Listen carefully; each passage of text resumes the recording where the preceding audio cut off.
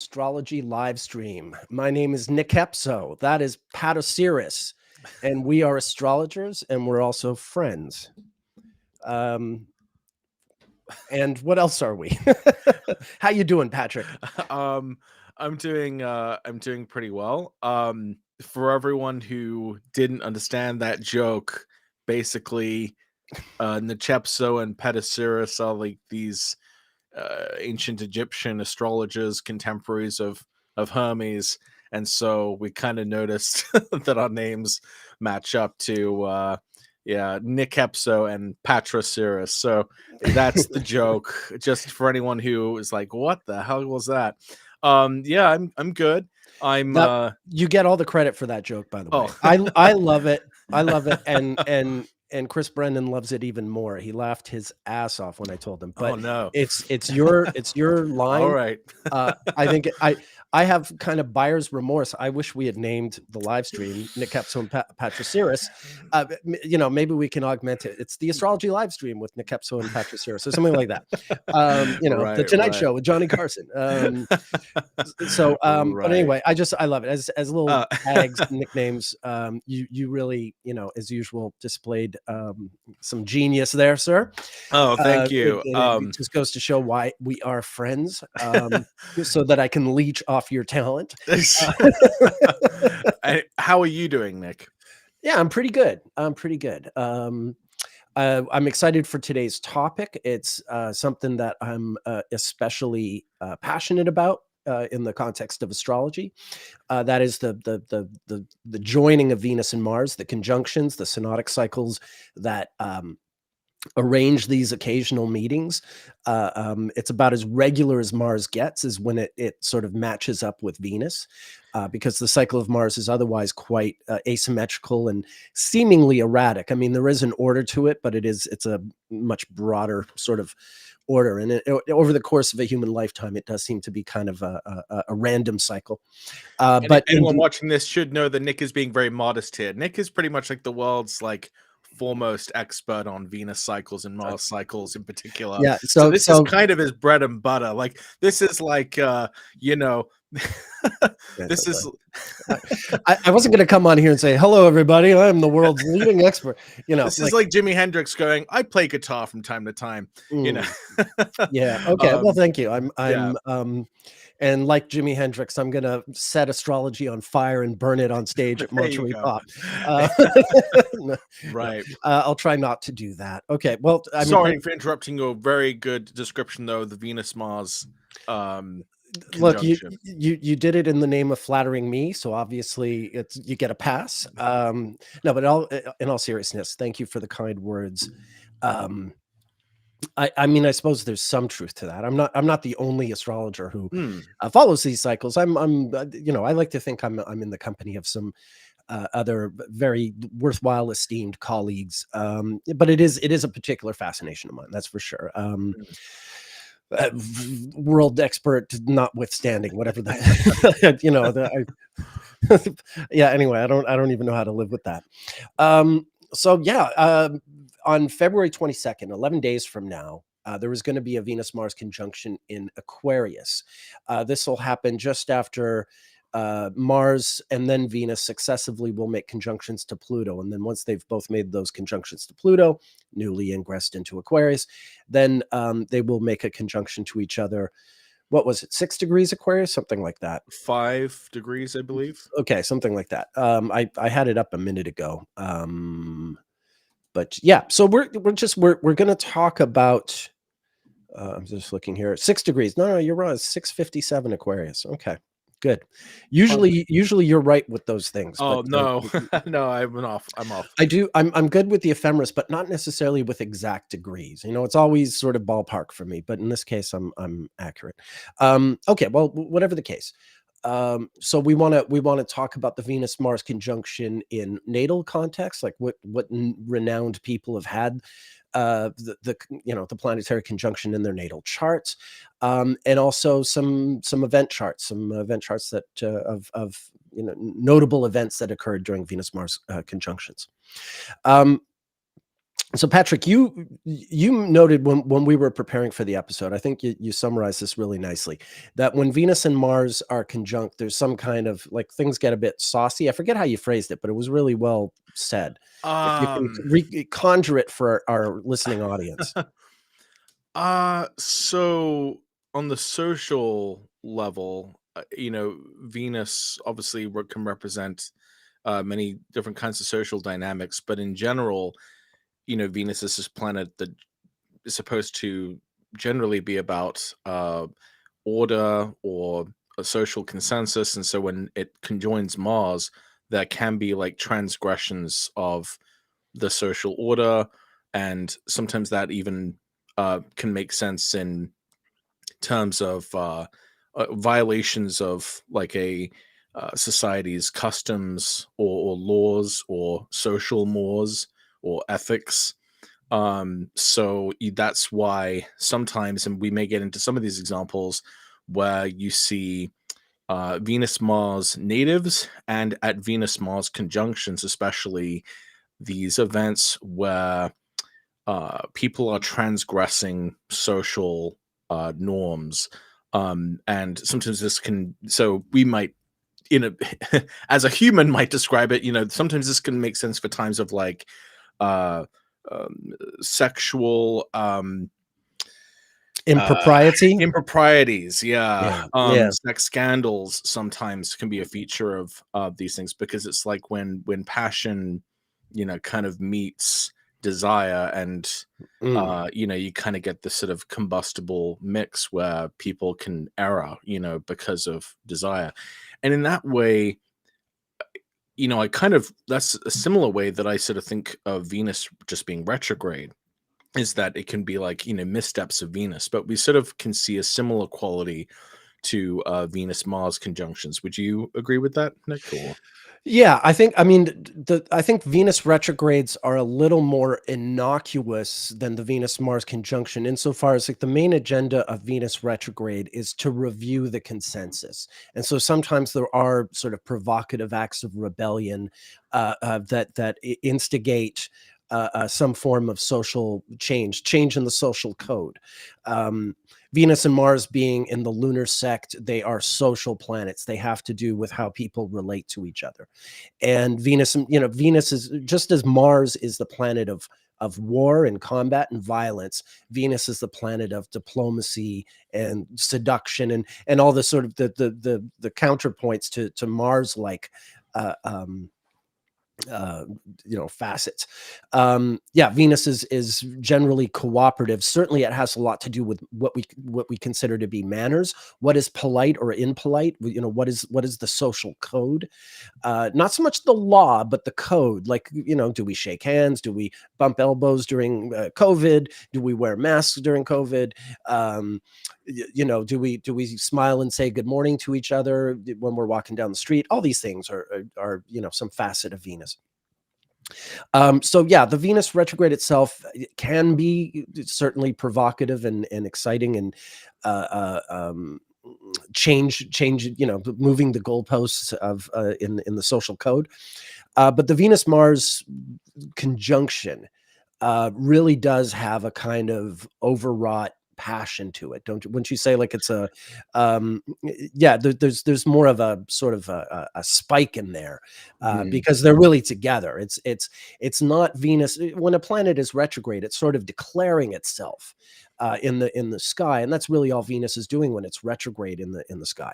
But the Venus Mars collision, calling it a conjunction is almost not right enough. This collision really does involve the sort of the bumping heads of these two forces, that are, Venus and Mars are curious. They're natural opposites, but there's a yin and yang to them, right? We're all sort of aware on some level, even non-astrologers, that these are forces that need to be balanced.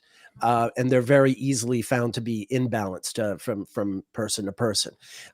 You can't be too much of a Venusian pushover, and you can't be too much of a violent Martian jackass. There's supposed to be some medium of self-assertion and pursuing one's agenda and consideration of others and their circumstances and what have you. And there's supposed to be some perfect sort of balance, which is rarely achieved. And I think it's almost never achieved when they're conjunct, unless, I mean, I'll stand by that. It maybe in some very rare instances you will, but generally it's one dominating the other, or the two of them sort of scrapping it out, in some other planet's domicile, where, who knows, depending on all the factors involved, that planet might be more favorable to one or the other in different circumstances, if that makes sense. Yeah, no, absolutely. I mean, even on a broader mundane level, Venus can mean like peace versus Mars, which is war. So that's why Venus-Mars conjunctions sometimes show up in ways we might not otherwise expect, in a mundane level. You can go full Tolstoy with the Venus-Mars thing, man. It's war and peace. Tolstoy, who had Venus retrograde, by the way. He was a red 3. Okay. Yeah. And he wrote about the War of 1812, which was also a red 3 event. Anyway, I digress. I digress in my talk about Venus in talking about Venus. Okay. So I guess, we're as usual, we haven't structured the episode as much. We did discuss previously some of the examples we want to use. We have some idea we came to the conclusion that we had like so much material that we could just sort of scoop up whatever came to mind, and that would suffice because we have enough to use. And we can also still keep an eye on the chat and see if people have any questions that might be good to look at or good to think about. For sure. AM says dad jokes are my jam. Look, Patrick and I are both dads, so we have a license to dad. We, do not try this at home. Dad jokes are not for everyone, but we're allowed. Okay, we have licenses. Yeah, we have the license to dad.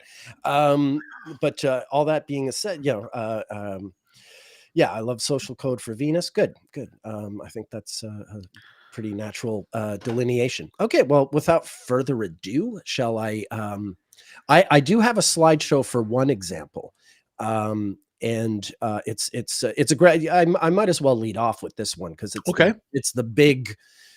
It sort of sets the stage for all the little the smaller examples we're going to use. This is quite the deal. We are talking about Vincent van Gogh.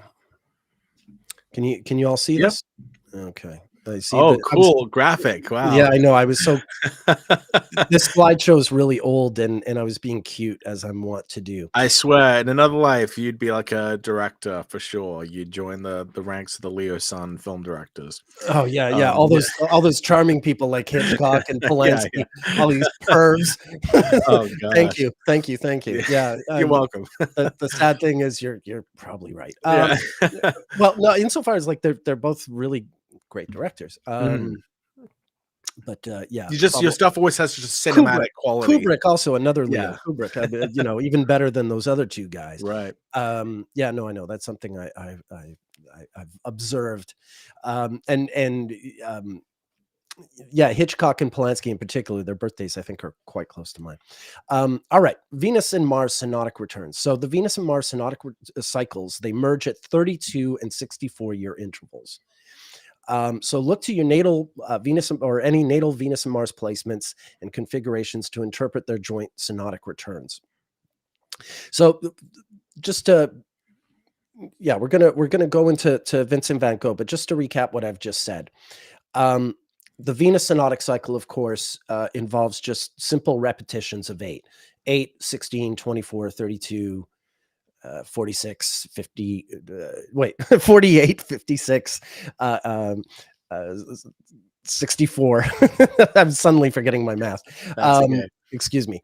Okay. Yeah, no, because I was already thinking ahead to the Mars. So just to recap, 8, 16, 24, 32, 40, 48, 56, 64, 72. Okay, there we are. Those are the Venus synodic cycles in a human lifetime.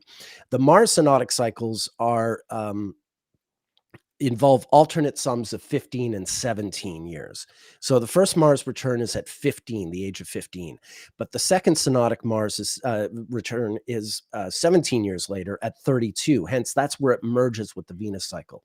Then 15 years later takes you to 47. And then 17 years later takes you to 64. And boom, once again, you've merged the Venus and Mars cycle. And then finally, 15 years later at 79, you get in what is the closest zodiacal Mars return in a synodic return at the age of 79, where usually Mars is about 4 degrees away from the natal Mars degree in the solar return. So with that in mind, the Venus and Mars conjunctions operate on these ongoing 32-year returns that gradually move backward through signs. So you get them in certain signs during certain centuries.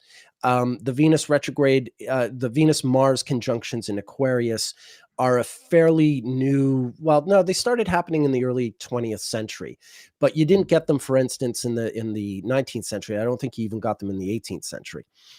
So it's really something that's a fairly new artifact. Well, not entirely new, a little over 100 years old, but eventually it'll get phased out and you'll see them happening more and more in Capricorn, actually soon enough. All right. So with all this said, the reason I want to talk about Vincent van Gogh, you can see here, he's got, I've got separate sort of slides for the Venus and Mars. He's got Venus in Pisces conjunct Mars on the midheaven. For those of you who know my Venus synodic cycle map, he was born during a white B phase and during a blue one interval, which will be interesting in a minute when we look at his brother Theo. And then Mars wise, he's born with a Venus Mars conjunction. And he was born about 2 months after a Sun Mars conjunction in Aquarius, which is actually quite a rare Sun Mars conjunction. As you know, Mars spends the least amount of time in Aquarius, which is actually part of the point of this week's conjunction or this month's conjunction as well.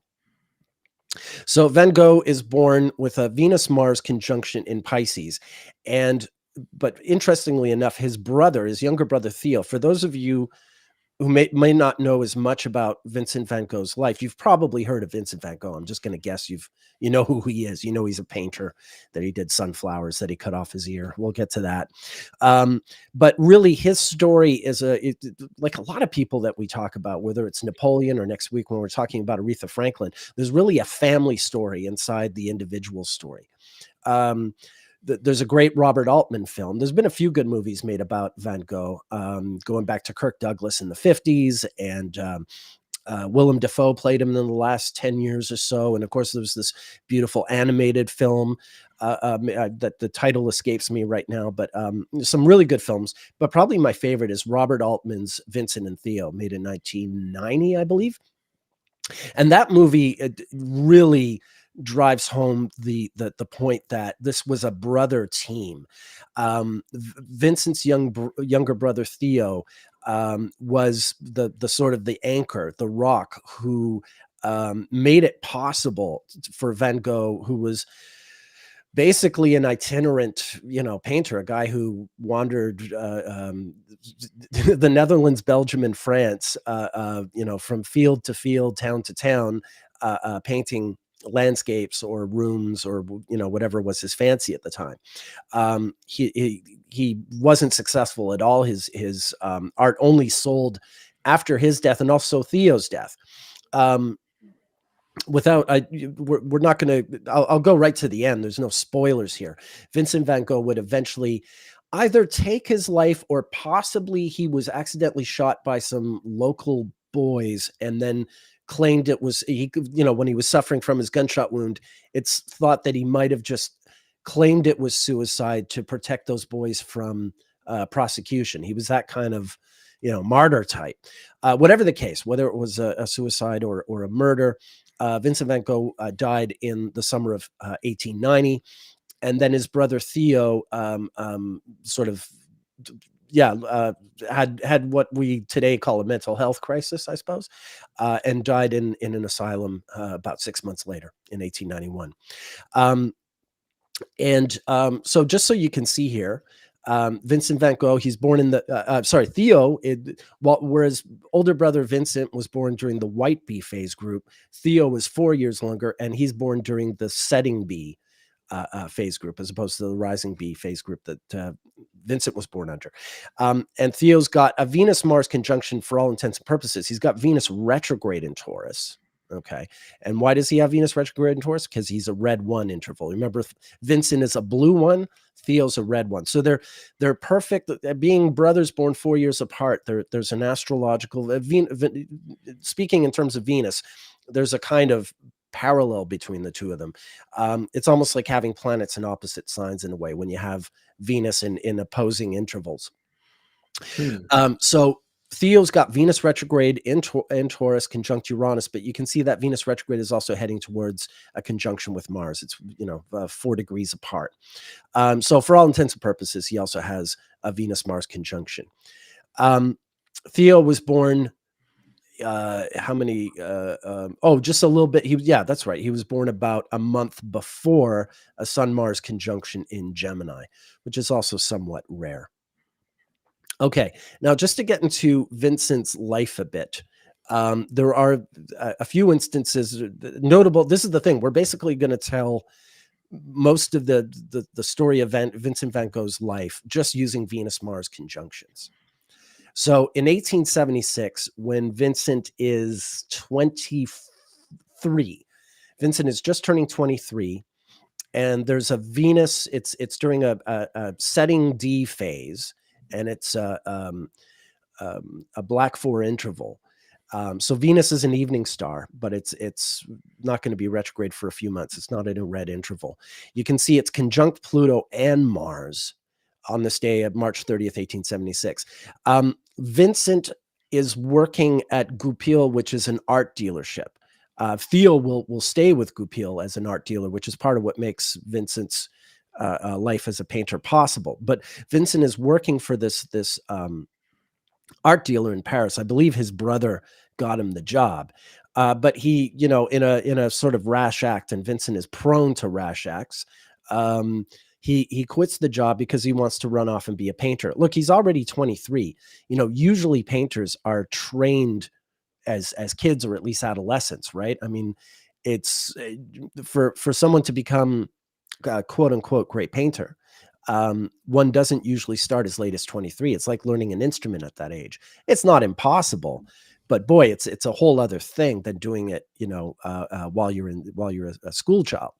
This is also less than 1 week after a solar eclipse that would have occurred in Van Gogh's 10th house, with the nodes right on that Venus, which is even at that exaltation degree of Venus within Pisces, or very close to it, which makes sense for an artist who's right. And of course, his natal Venus and Mars, his natal Venus and Mars are right there at 26 Pisces, right? So it touches off there, and his birthday's in early Aries, March. So let me just go back here. His birthday is March 30th. So this is literally his birthday. Right. I was going to say that Venus Mars Pluto conjunction looks very similar to, well, not only the one we're going to have, but also his brother's Venus Mars Uranus in Taurus. That's right. Yeah. Wow. Yeah, exactly. And just to cap it off, this event when he quit happened about 9 months after a Sun-Mars opposition with the Sun in Gemini and Mars in Sagittarius. Okay, now we're moving ahead 9 years, and Vincent is now 32. Remember that age, 32? Okay, so this is 4 days before Vincent's 32nd birthday, and his father dies. And you can see Venus and Mars. Venus, we're once again in a rising bee phase. I'm sorry, I didn't have a chance to update this particular slide, so it's a bit blurry. But anyway, take my word for it. It's a rising bee, and you can see that Venus and Mars conjunction. See, it's a blue 1 synodic interval again, and Mars is even once again. It's a little bit after a conjunction in Aquarius, even though they only occur every 32 years. That's really interesting. So what happens here, you can see in the slide, I have not included an artwork picture of Vincent's dad. What I've included is a black and white rendering of what is considered Van Gogh's first masterpiece, a painting called The Potato Eaters. It's not like his, he's generally known for the sunflowers or, his paintings of his room or of fruit and things like that. Self-portraits. Self-portraits, certainly.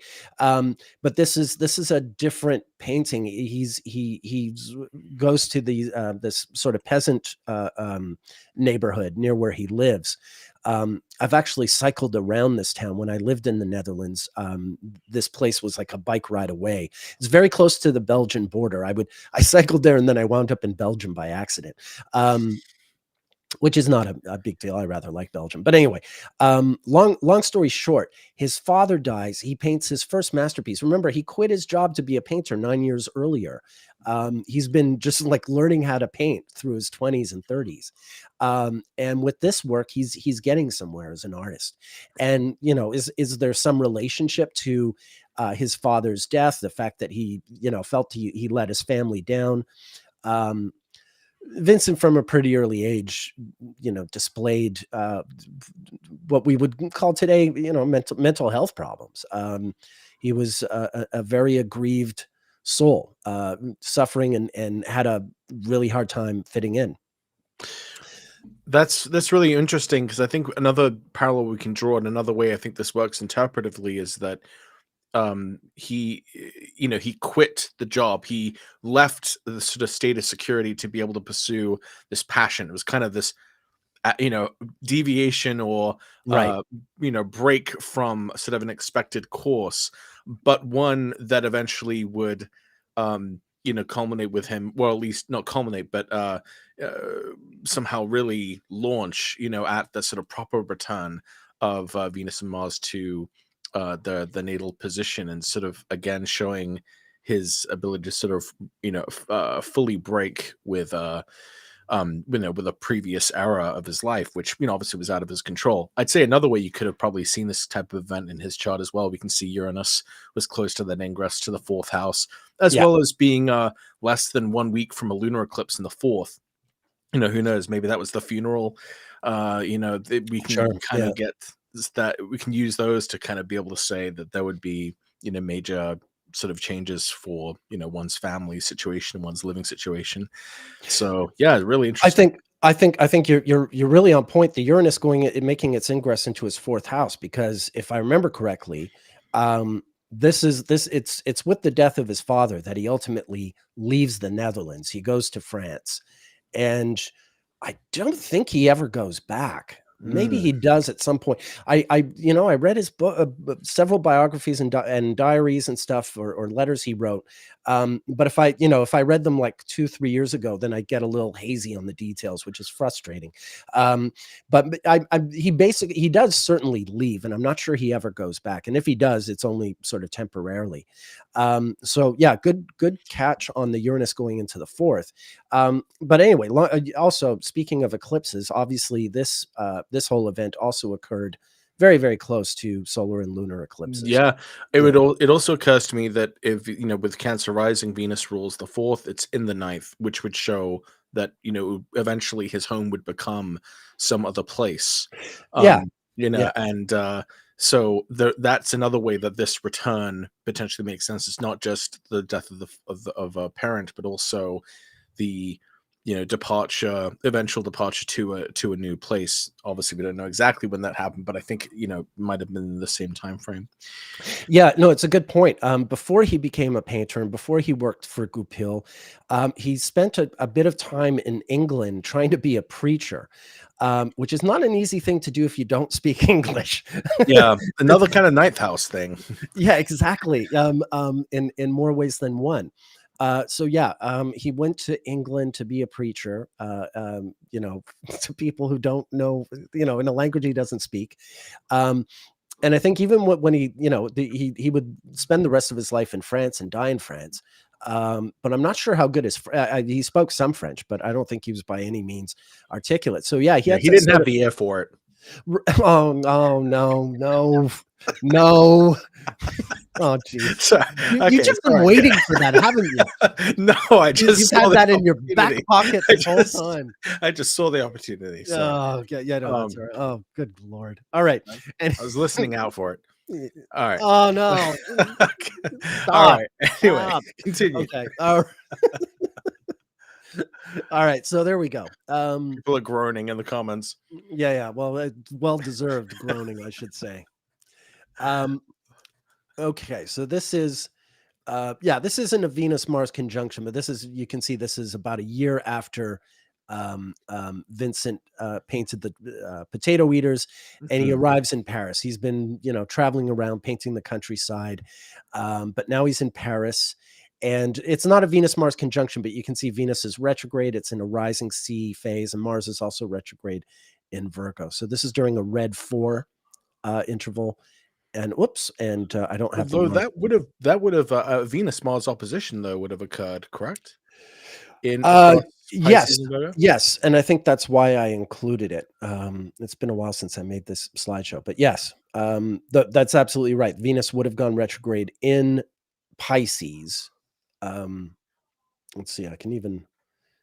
So that's an important thing to recognize, because while a Venus Mars, well, if you were born with a Venus Mars conjunction, while Venus Mars conjunctions, wherever they occur, are recurrences, I also think you should probably still pay attention to when those two planets are opposite each other, or even when they're square, because those are going to be times that your Venus Mars conjunction might, be Right. resonant with that sort of geometry. They're opposite by sign. See, Venus went retrograde Mhm. at 7 degrees. Okay. And Okay. then Mars goes retrograde at 24. And I'm not sure. I mean, there would be an opposition eventually, but probably Yeah. only after Venus station direct. Gotcha. Yeah. I mean, Okay. still Well, noteworthy yeah, for yeah, yeah, sure. yeah. Absolutely. Absolutely. Okay. So moving right along. Yeah, see, this is I did change these slides, and they're supposed to look crisp and clear. And I have Oh, they're updated great. versions of some of them, but when I hit play, this gets all blurry. The red 4 gets blurry. Strange. I've got updated versions of these slides. I didn't have time to change them all. All right. Anyway, enough. Let's go on to the main event. The thing we've all been waiting for, so Patrick can make more tasteless jokes about this poor great man's mental health crises. No, I don't mean to be that harsh. So we're in a setting B phase. It's 1888, which means it's almost 1889, which means Theo is almost 32 years old.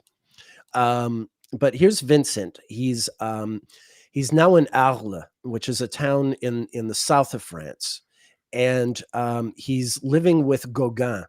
Paul Gauguin, another great painter. Theo has arranged for Gauguin to go down and live with Vincent because he wants Vincent to have artistic company. And, Gauguin is just kind of, also itinerant and goes along with it. But, as soon when he meets Vincent and Al as his new roommate, he certainly notices that the guy is eccentric and off and not easy to get along with. Although he admires, there's a mutual admiration art wise to some extent. But Gauguin isn't wrapped with anxiety and neuroses the way Vincent is. Gauguin's, has a much easier time just sort of getting around and being social. He's more confident and quote unquote normal, shall we say.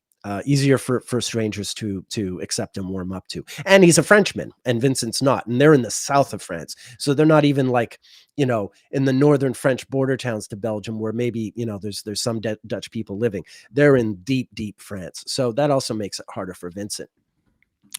And this event is really famous. It's the single thing that Vincent van Gogh is probably more famous for, maybe more than his art.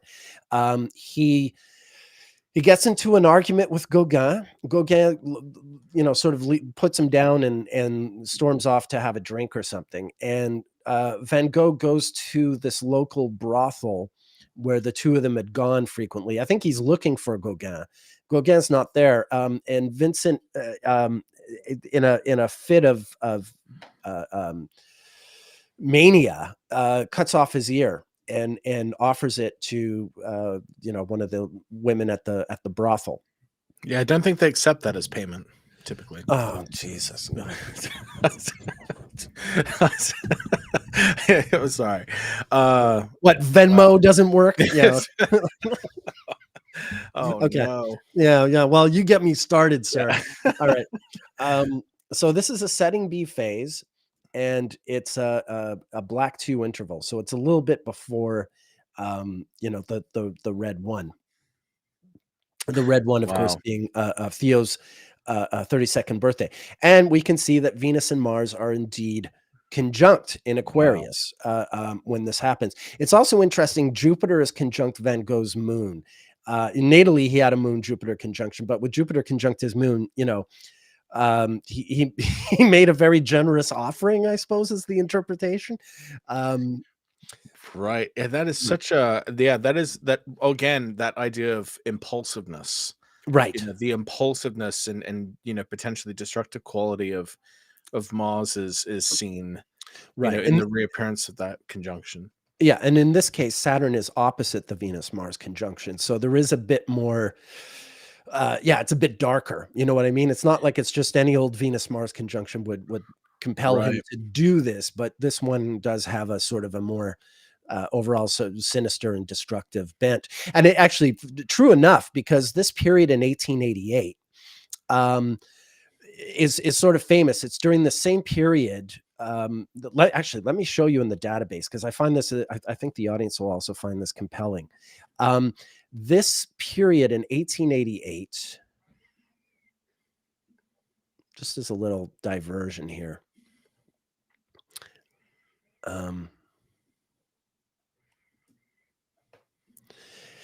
Yeah, here we are. So this is Van Gogh giving his ear to the prostitute, but there's other things, cutting off his earlobe, but there's other things happening around this time that are also kind of dark, like Jack the Ripper. All the famous Jack the Ripper killings are happening right around this period in 1888. So in the violence summer. against women. Yeah, Shows up as exactly. a theme, even in this sort of historical way. Wow. Right. And also it bears mentioning that in April, a woman named Clara Hitler is going to give birth to a baby, who's born in April, who's probably conceived around August of 1888. So that period in 1888 is, it's Jack the Ripper, it's Hitler being in utero, and it's oh yes, and it's also Nietzsche. This is the other thing. Right at the same time that Van Gogh is basically, because he winds up being committed to an institution after this, obviously, but it's also at the same time that Nietzsche is being committed to an institution over in Switzerland. Wow. So it's just the last I think Jack the Ripper victim is in November of 88.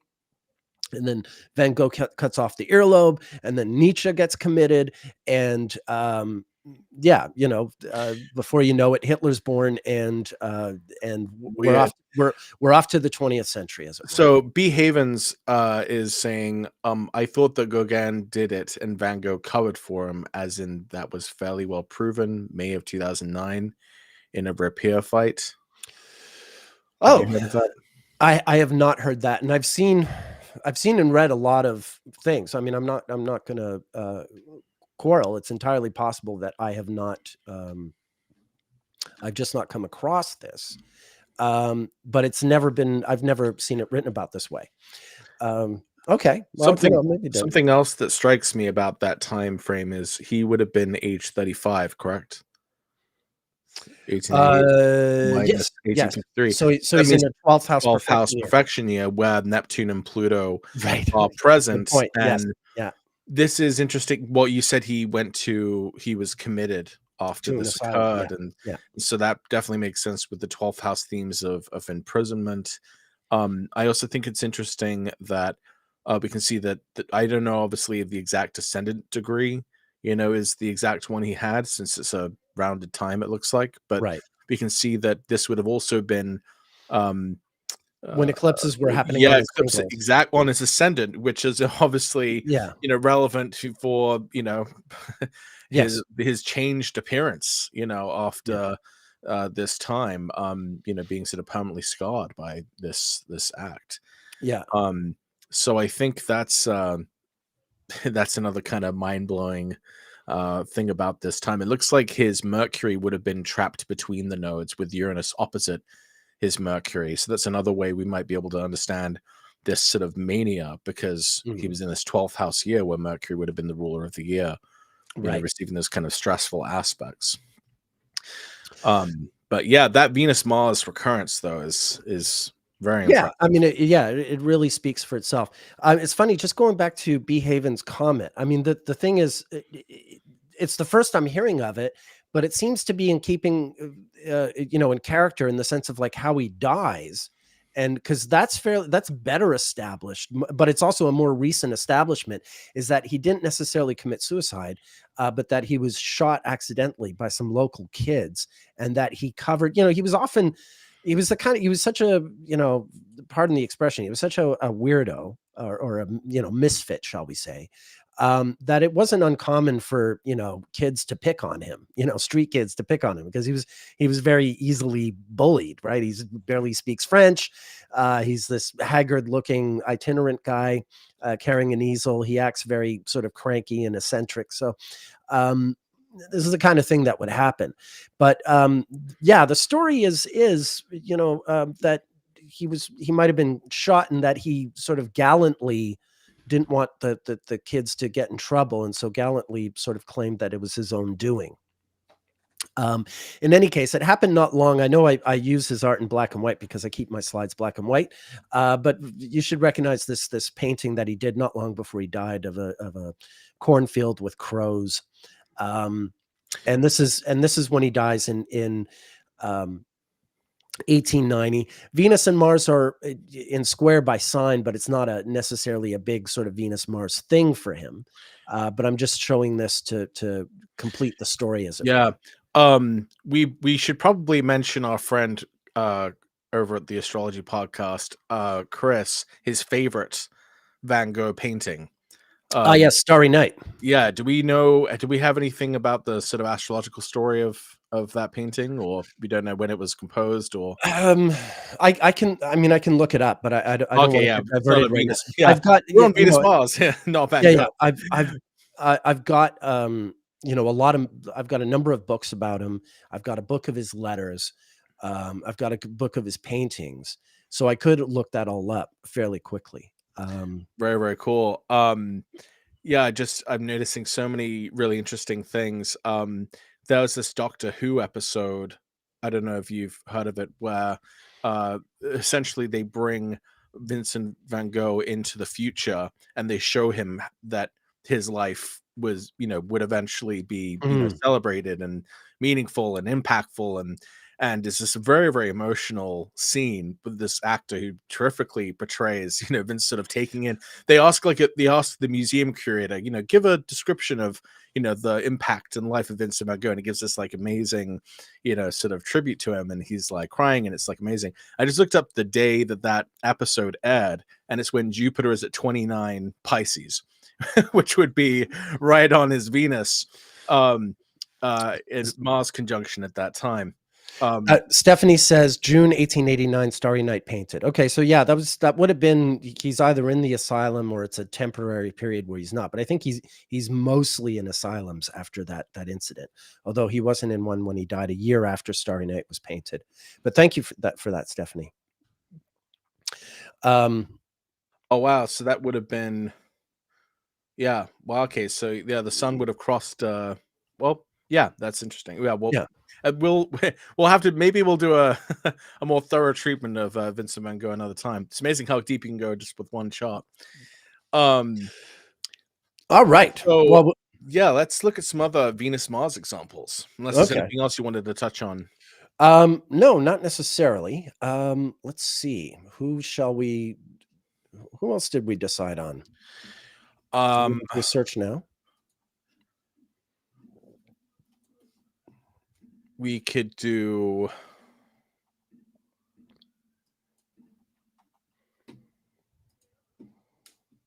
Well, um, I mean, I have like some of my sex scandal examples that can be Okay. kind of funny, Okay. Do you want to do those? and alternately kind of disturbing as well. Yeah. Maybe just to so I don't know how how in depth we want to go with some of these, but maybe it would just be good to at least show the nativities. Um, so we've talked a little bit about Jeffrey Epstein's chart before, but I think he's a good example of the extremes Right. of what a Venus Mars conjunction could suggest in someone's chart, that like this is someone for whom desire is taken to this extremely Right. Yeah. transgressive extent. And the fact that it's in Pisces, interestingly enough, also shows the degree to which this principle of Venus of desire is sort of elevated so highly that there are just so many risks and dangers that um would be associated with it. Now, I'm not in any way saying that if you have this aspect, that means you're just Jeffrey Epstein. But as I think it will become clearer as we look at some other examples, that it's like it fits into this broader theme of like people who transgress social boundaries or social norms in different ways. Yes. Yeah. Yeah. Well, I So, mean, exactly. I mean, we wouldn't shame Vincent in the same way we would shame Jeffrey Epstein, but I right, think we can appreciate how both of them are misfits and in a sense, yeah. who act impulsively. Now, do you want to And throw up Epstein's death onto that nativity? oh, you mean when he didn't kill himself? That the Well, when his life ended, all right? I'm not saying anything about how, just that. It okay. ended at a particular point. Do you have that shot? I think I do. Yeah, here we are. So throw that up against Epstein's natal, and you'll notice something somewhat interesting. Um, you'll Oh yeah. see you'll see that V- his life ended at yes, a Sun yes. Venus Mars conjunction. So we get a kind of repetition of this Mars Venus geometry, from the time he was born to the time that he died. And you often see that with people, that they may have like a recurrence transit of some sort. Yeah. Now, obviously, this one is extreme because it's not just a regular Venus Mars conjunction. It's this one that's kind of being facilitated by the sun, Yeah. grabbing collecting the rays of Mars basically through Mhm. combustion.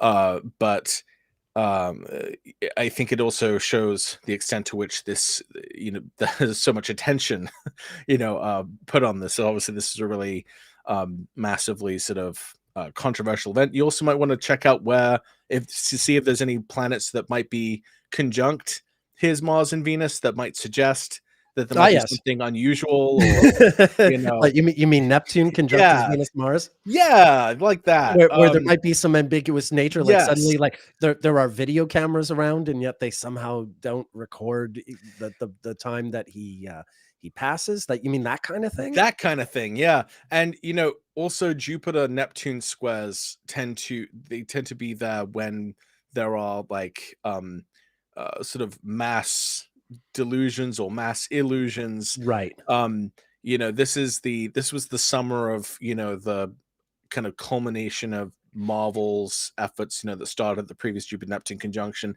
So this kind Right. of Jupiter Neptune thing was sort of in the air. And so the fact that it corresponds exactly with his natal Mars Venus position, I think is very, very interesting. Not to mention the fact that that Sun Mars Venus conjunction was sort of clustered around His Pluto. his Pluto. So Yeah. I Uh, think and then there's another dimension to this, which is he was born with the Saturn-Neptune conjunction.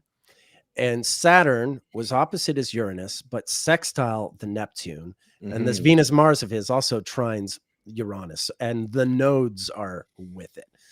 And of course, Pluto's not far off from his Mercury. So there's a lot. Yeah, Pluto's involved, on both ends. Saturn to Uranus, the nodes are involved, and then everything else we've been talking about with the Venus and Mars. right. So I think the reason why this is a good person to start off with, even though we don't have a birth chart, is because there's a few of the other people who've kind of ended up in Epstein's orbit also have Venus Mars conjunctions. Do you want to throw up Prince Andrew. Okay, yeah, let's do that. Was there anything else you wanted to mention about the Epstein chart? We No. had previously said, he ended up actually being on our people getting Plutoed episode. Yes, that's right. Because of Pluto entering onto his sun. So we've kind of speculated that there would be sort of more that comes to light about Epstein with Pluto's ingress into Aquarius, even though he is no longer alive. Right. So do you want to talk a little bit about this chart?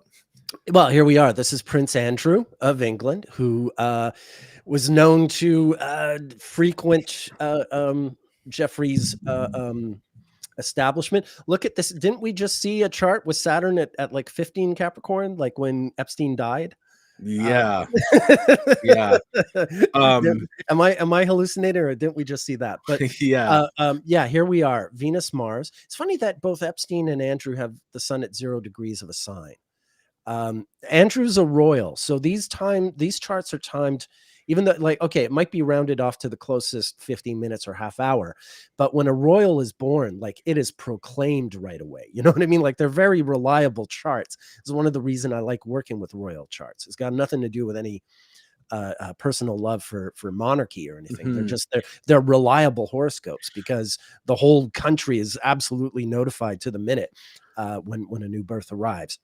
So when Prince Andrew was being put on the spot in that interview where he, is swimming all over the place, is there a planet that might have been conjunct that Mars-Venus conjunction? Yeah, I think it would have been Pluto. Well, probably Pluto. Yeah. Yeah, I don't know. Do you know the date of that interview? I don't know. Well, yeah, I can find the date of that interview. But I mean, we also know that these revelations, have kind of been circling around him with Pluto going around those degrees. Prince Andrew interview sweating. Well, these are the transits that Andrew's having when Epstein dies. Right off the bat, right? It's pretty wow, right? Let's see.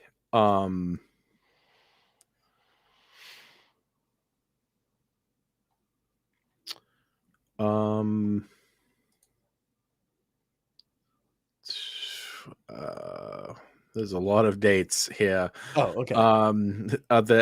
This kind of goes back to like November 17th, 2019. November 17th, 2019. Okay. Where he claims he has an inability to sweat or something. Oh, right. Yeah. No, that's the one we're looking for. Yeah.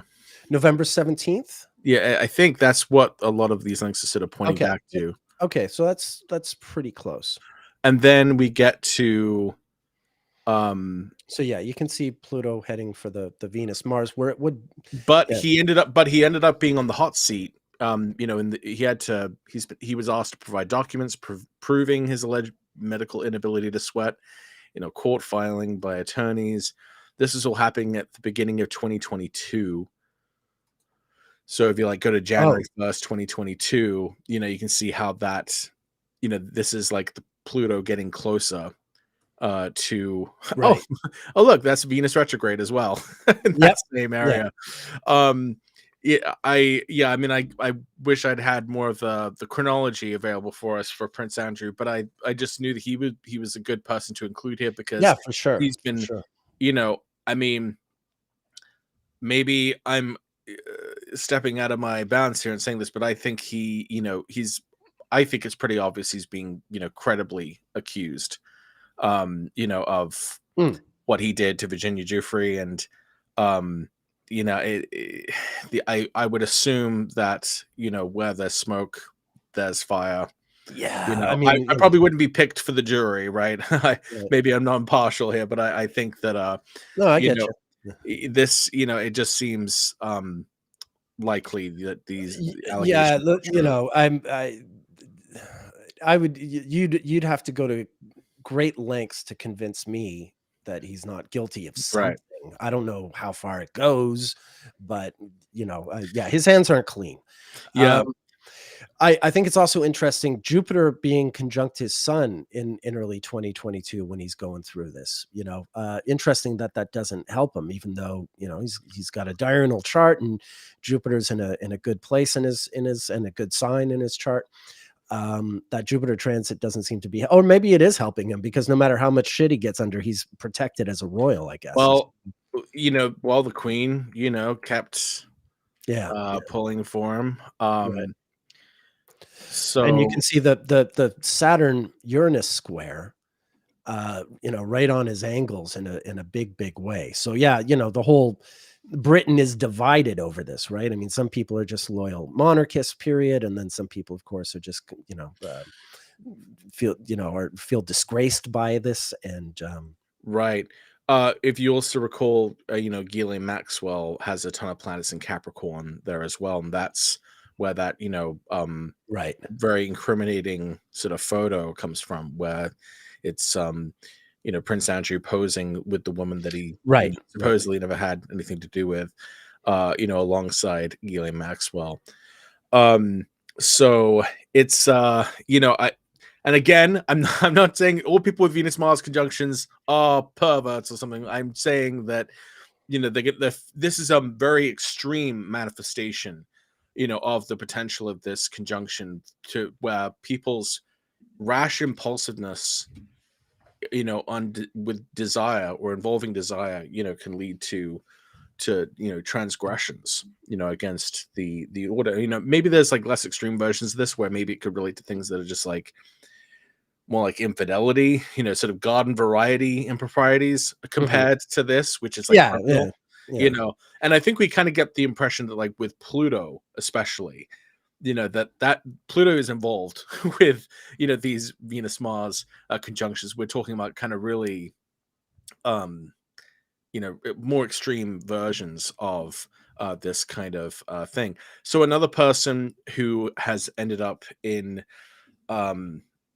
Epstein's orbit, not saying whether or not he did anything improper, but if you want to throw out Bill Clinton's chart, Oh yeah. Well, he was born with Venus. yeah. conjunct He's Mars another rising. good one. Yeah.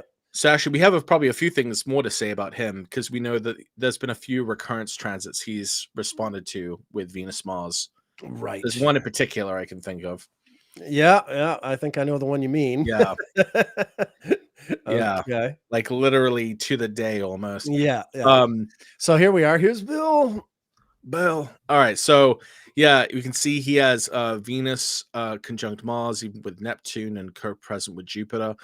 I think this is just such a perfect distillation in some ways of some of Bill Clinton's kind of greatest strengths as like Yeah. a charismatic politician, but also Mhm. someone who just also seems to struggle with Have no impulse impulsivity control whatsoever. Yeah. and inability to control desire. And I'm not saying like he shouldn't be held accountable for what anything he's done. He No, absolutely should be. we're not part of we're not testifying in court here. Um, Right. look, I'm just thinking, yeah. yeah, I'm just covering my bases here, maybe. Oh, right, because people are gonna say, "Oh, you're using the astrology to forgive everyone of every horrible I'm thing not they do." yeah, this is not to forgive anyone, please. No, yeah, Yeah. but Uh, just to head off any possible misled right. So accusations that we were doing so. what does seem to be true at the very least is that Bill Clinton's name was on these flight logs, and was reported having been seen at this island. That doesn't necessarily mean that anything happened beyond that, but we also But do know that but he's Clinton. but he's Bill Clinton. Yeah, but he's So Bill it's like Clinton. again, it's a good I would also be kicked off the jury, but it's like, it's just that, like It fits it into kind of it this pattern. yeah, it's walking like a duck and it's talking like a duck. You know what I you mean? know Yeah. Um, and so I think we should probably show this recurrence transit that's we've been referring to. sure It's the thing. one in November of 1995. Yeah. So this is a really important recurrence transit for Bill Clinton, and you'll see Why? Yep. So the very day that Bill Clinton has his first tryst, or the affair begins with Monica Lewinsky, occurs at a Venus-Mars conjunction. On his south node, the most sort of like unaware, unconscious, like toilet paper stuck to the shoe kind of placement. You know what I mean? Like, Right. and with transiting Jupiter to make it all the more. Well, it's a triple recurrence of this essentially. Right. Yeah. It's essentially that recurrence of those three in combination for sure. Yeah, yeah. And it's especially interesting, not just to sort of finish that story. This isn't a Venus retrograde per se, but it just like that's when the or I meant a Venus Mars conjunction per se, but when this relationship eventually ended a year and a half later, Mars had just stationed retrograde at 5 Libra, like, and this is the date of I call it the blue dress encounter. Mhm. We know what I'm talking about. I don't need to Right. spell it out, hopefully. But this is when this happens. We have an exact time for it, which is amazing. And you can see like Mars had stationed retrograde right on Clinton's ascendant, opposite Saturn on his descendant. Mhm. And a bunch of other, I remember this period very well. This is literally the day I moved to New York City. And Yeah. there's all these sextiles and trines. Pluto's trine Saturn, but sextile Uranus and Jupiter. And then Mars is sextile Pluto, but trine Uranus and Jupiter and opposite Saturn. So you're getting all these things configured, and they also line up to his ascendant, his midheaven, his descendant, and his IC. So there's this whole really interesting dance in terms of where all the planets are. Right. Another kind of amazing Venus thing is apparently they first like saw each other. They first sort of met on the Mhm. day he turned 49. It was at an event at the White House celebrating his birthday. So if you look at his solar return For for 1995. 1995, you'll see why something like this would probably have been possible to have been predicted if you compare it against his natal chart. So it was on the day of the Blue 5 Sun Venus Right. conjunction in Leo that occurred right on his sun. And Yeah. this is also a second house perfection year, which would highlight his Mars, and there you have Mars transiting Mars in In Libra in the first, right. Mars, and having recently crossed over as And also Venus. with Scorpio being the perfected sign, Pluto is here squaring the sun, being squared by the Yeah, sun. and And then on squaring his birthday, Venus. the sun Venus square Pluto. Right. Pluto Venus squares triangulation always. So The other if nothing else, like predicting affairs, like this is Right. Well, and then if you look at Monica Lewinsky's Venus, that is also right at that same degree range of 26. So her natal Venus is conjunct his sun, and they meet on the day that the sun conjoins Venus in Leo at that in that same degree range. right. Um, so it just I don't think there's anything that could have stopped this from happening. No, Um, and interesting, your Jupiter is here, which is where it was for the blue dress encounter. Right, right. So, basically, so now we have like a series of examples of people who have either been like directly or credibly accused of social transgressions, and then a third one who, the former president who was involved in a sex scandal and who, you know, is also involved in that orbit. So we can kind of see there's some Venus Mars figures sort of circulating Yeah. around this story. No, we've made quite the case here so Right. far. So it gets weirder though. So if you want to bring up the nativity of Anthony Weiner, do you have that? I think I do. If you don't, I can find it for you. So Anthony Weiner's connection to the Clintons is actually kind of interesting because he He was previously, I think, married to No, Huma Abedin, who was I the don't have him. chief of staff for Hillary Clinton. I can give it to you. He, I think we have it. If not, I can give you at least the.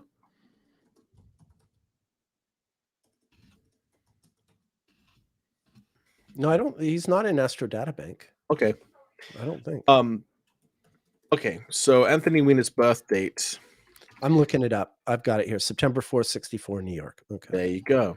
All right. I'll have it up in a moment. So if yeah, you- start talking and I'll put So it if you up don't remember who this was, Anthony Weiner was at one point a very promising politician in the Democratic Party who served as a U.S. representative for New York's 9th Congressional District.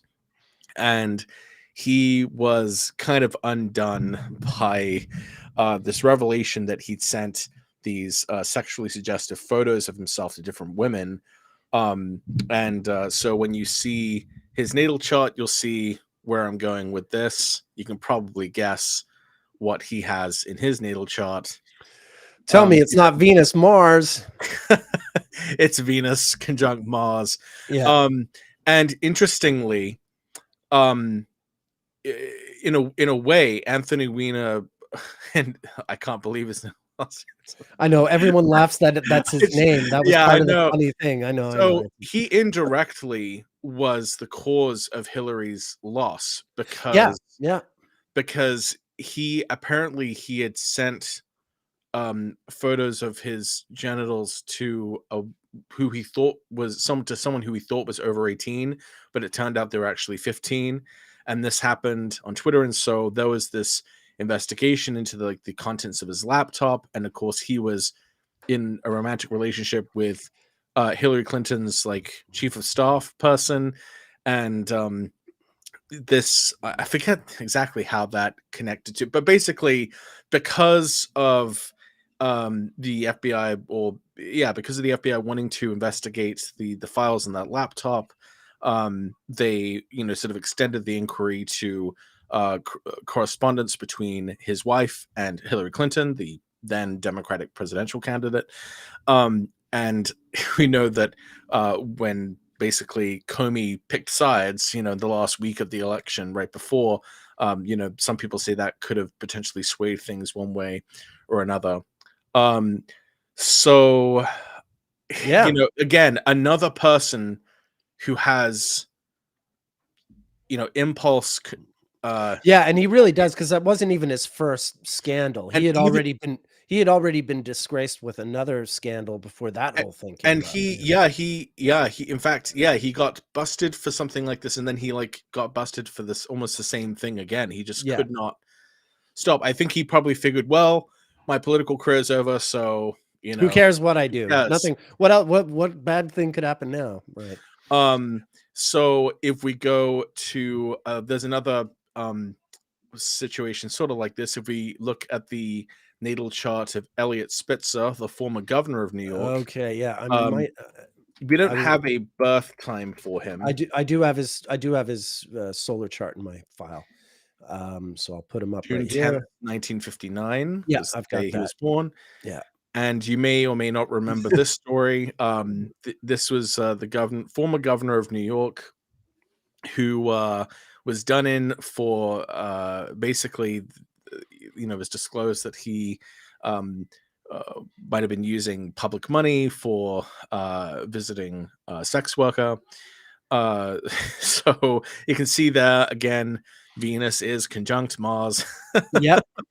I gotta say, if I was Hillary Clinton, who at that point was a senator for New York, I would just feel really aggrieved at all these Mars men.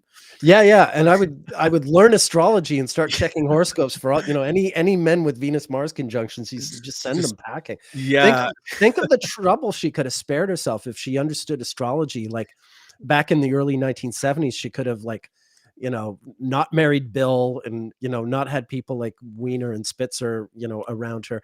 Right. It is. I mean, I don't know if you remember. I mean, Wiener and Spitzer were both pretty good politicians. Like, it really, Right. Yeah. that was the other thing. It was That like, it was the was other thing. not only had they acted so badly, but it was a real sort of political loss, because they were politicians who were otherwise, Had a lot of uh, promise. they had a lot of promise and they were doing things that were good, you know.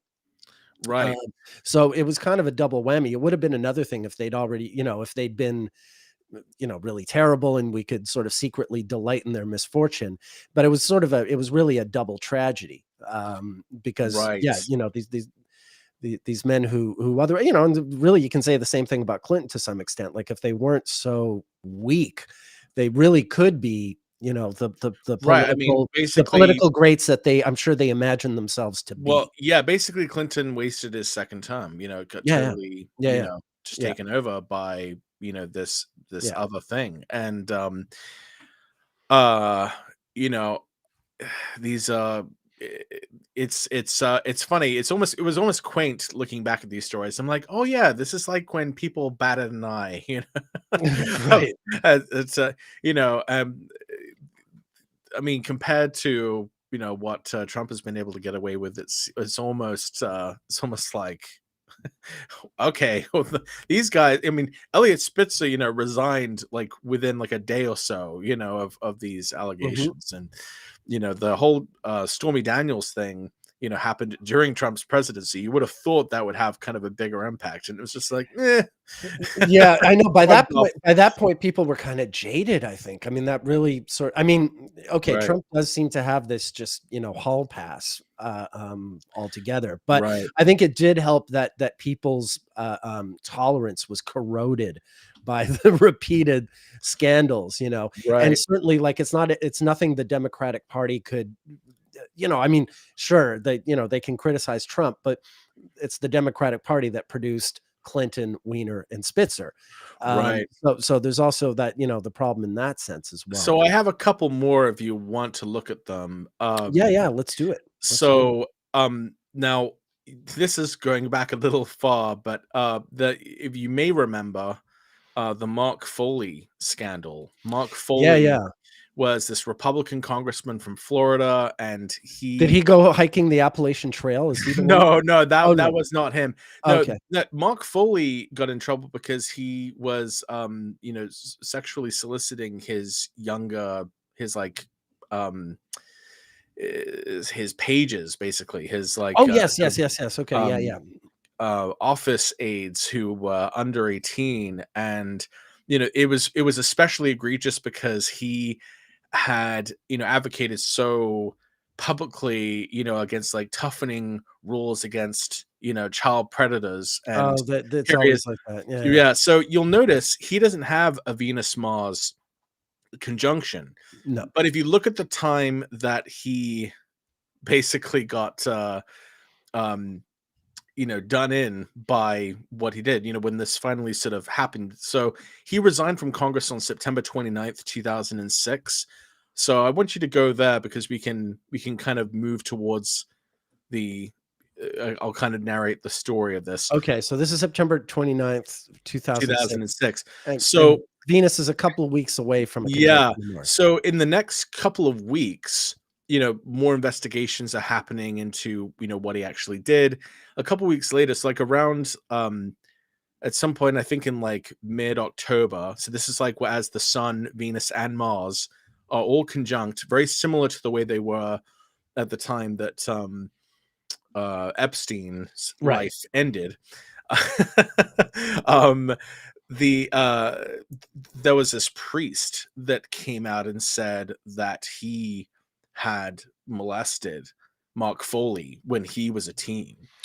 And Right. Oh my um god, this is all coming back now. and this is and like this he sort of was saying this to kind of um I guess sort of explain, like why Mark Foley was acting like this, and why he sort of was the way he was. But basically, I just think it was really bizarre that at this like triple conjunction at this Venus Mars Mm. event, and as it's like moving into this more exact relationship, was there's this very you know disturbing story of social transgressions occurring in that time. Now, obviously, if we had Mark Foley's exact, we do have his we chart. actually do have an exact natal chart. I've got his exact chart up here. Oh, is it? You can see 12 p.m. I believe so. Let me check here. Some people are born at 12 p.m. Yeah. Pat Tagliatelle quotes birth certificate. He's born at noon. Oh, that's weird because on AstroDataBank it says he was born at 4:55 a.m. Oh, well, I got that from it. rising. That must have been. It must have been corrected then. That's him. Yeah, you're right. 4:55 a.m. Okay, something went wrong there. Maybe just in data entry. Okay, thank you. No worries. Okay. There we are. Corrected. Okay.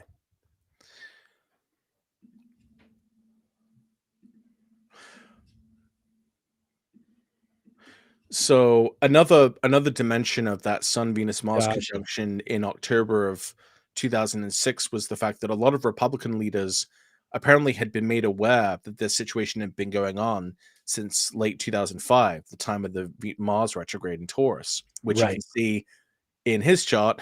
Mars station retrograde around 23 Taurus. Yep. Right on his midheaven. Yep. And this is apparently when he was given like his first sort of private talking to. But those Republicans later came under fire, when all the revelations came out, because they're like, why didn't you do more to stop this? Why didn't you do more about this?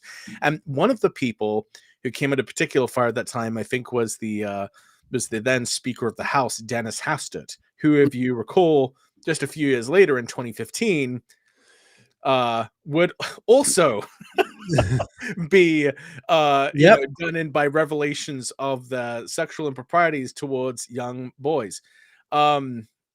So here's Hastert. So we don't have a time for him. No. And we don't see that he has a Venus-Mars conjunction. But again, if we look at the time that he actually got done in by this, you have to go to June 2015, which you'll recall, this is right before the Red 5, the Venus retrograde in Leo, and as Mars would be making its way to a rough conjunction with Venus when it actually gets to Leo. So I'm a little hazy on the exact details of this because I was not really paying too much attention to this story as it was happening. Right, me neither. But the conjunction would have happened at the end of August 2015. Yes. So the sexual abuse allegations emerged in June, and then through like July and August, there are like these hearings. He pleads guilty on I think on like October 15th, 2015. Okay.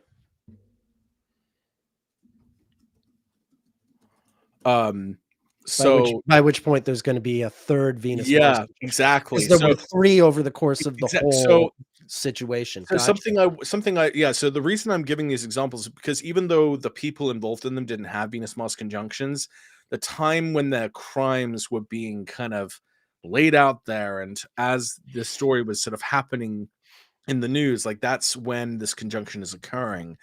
And it's so I just want to put that out there, that it seems like, for sometimes Venus-Mars conjunctions just by transit, in a kind of mundane context, can suggest that this is something which is kind of in the air, that becomes kind of a bigger deal. But you can kind of see, like, I don't know if I'd be just belaboring the point at this point. No, go ahead. I think, so basically, that's kind of my presentation of Venus, Mars, and like political sex scandals and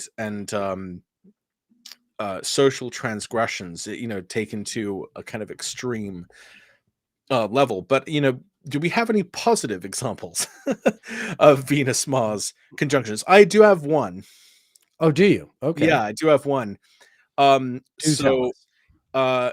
So cast a chart for August 20th, 1955. Okay. Just a moment here.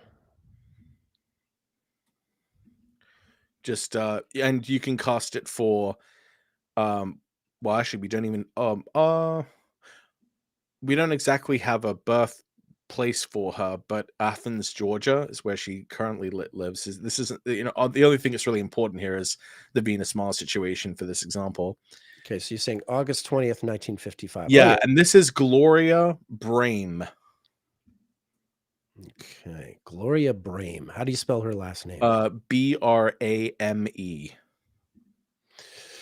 Okay, so this is I'm just using the chart. The Elvis Presley was on Louisiana Hayride on this day, but it's the same chart. The other event I think I have for this date is there was a very famous battle in the So France-Algerian War, Philippeville. So there was some heinous stuff going So on. we obviously don't know the birth time, but even without knowing the birth time, I think some of the details about her life are very evocative of a potentially more positive expression of a Venus, Mars, Pluto, Sun conjunction in Leo. She is an American sexologist, writer, and sex therapist based in Okay, Georgia. She's a member of the American College of Sexologists and clinical sexologist, and her sex therapy practice specializes in consensual BDSM, sexual fetishism, and sexual dysfunction. there And you she's an go. author, an educator, and advocate for safe consensual relating, especially among the BDSM, fetish, and LGBTQ communities. So It's funny. there's some spice in there. I just joked to a client earlier today that, because we're going to have the Mars Pluto conjunction on Valentine's Day, that the only happy Valentines are going to be the people in the BDSM Probably, community. yeah. Yeah. They're going So to have a great Valentine's, but like all the normies with their flowers and candy can forget about it. yeah, I just thought this was so funny that someone who would be born with that kind of potent Yeah, no, that's a great Venus Mars example. That's a great example.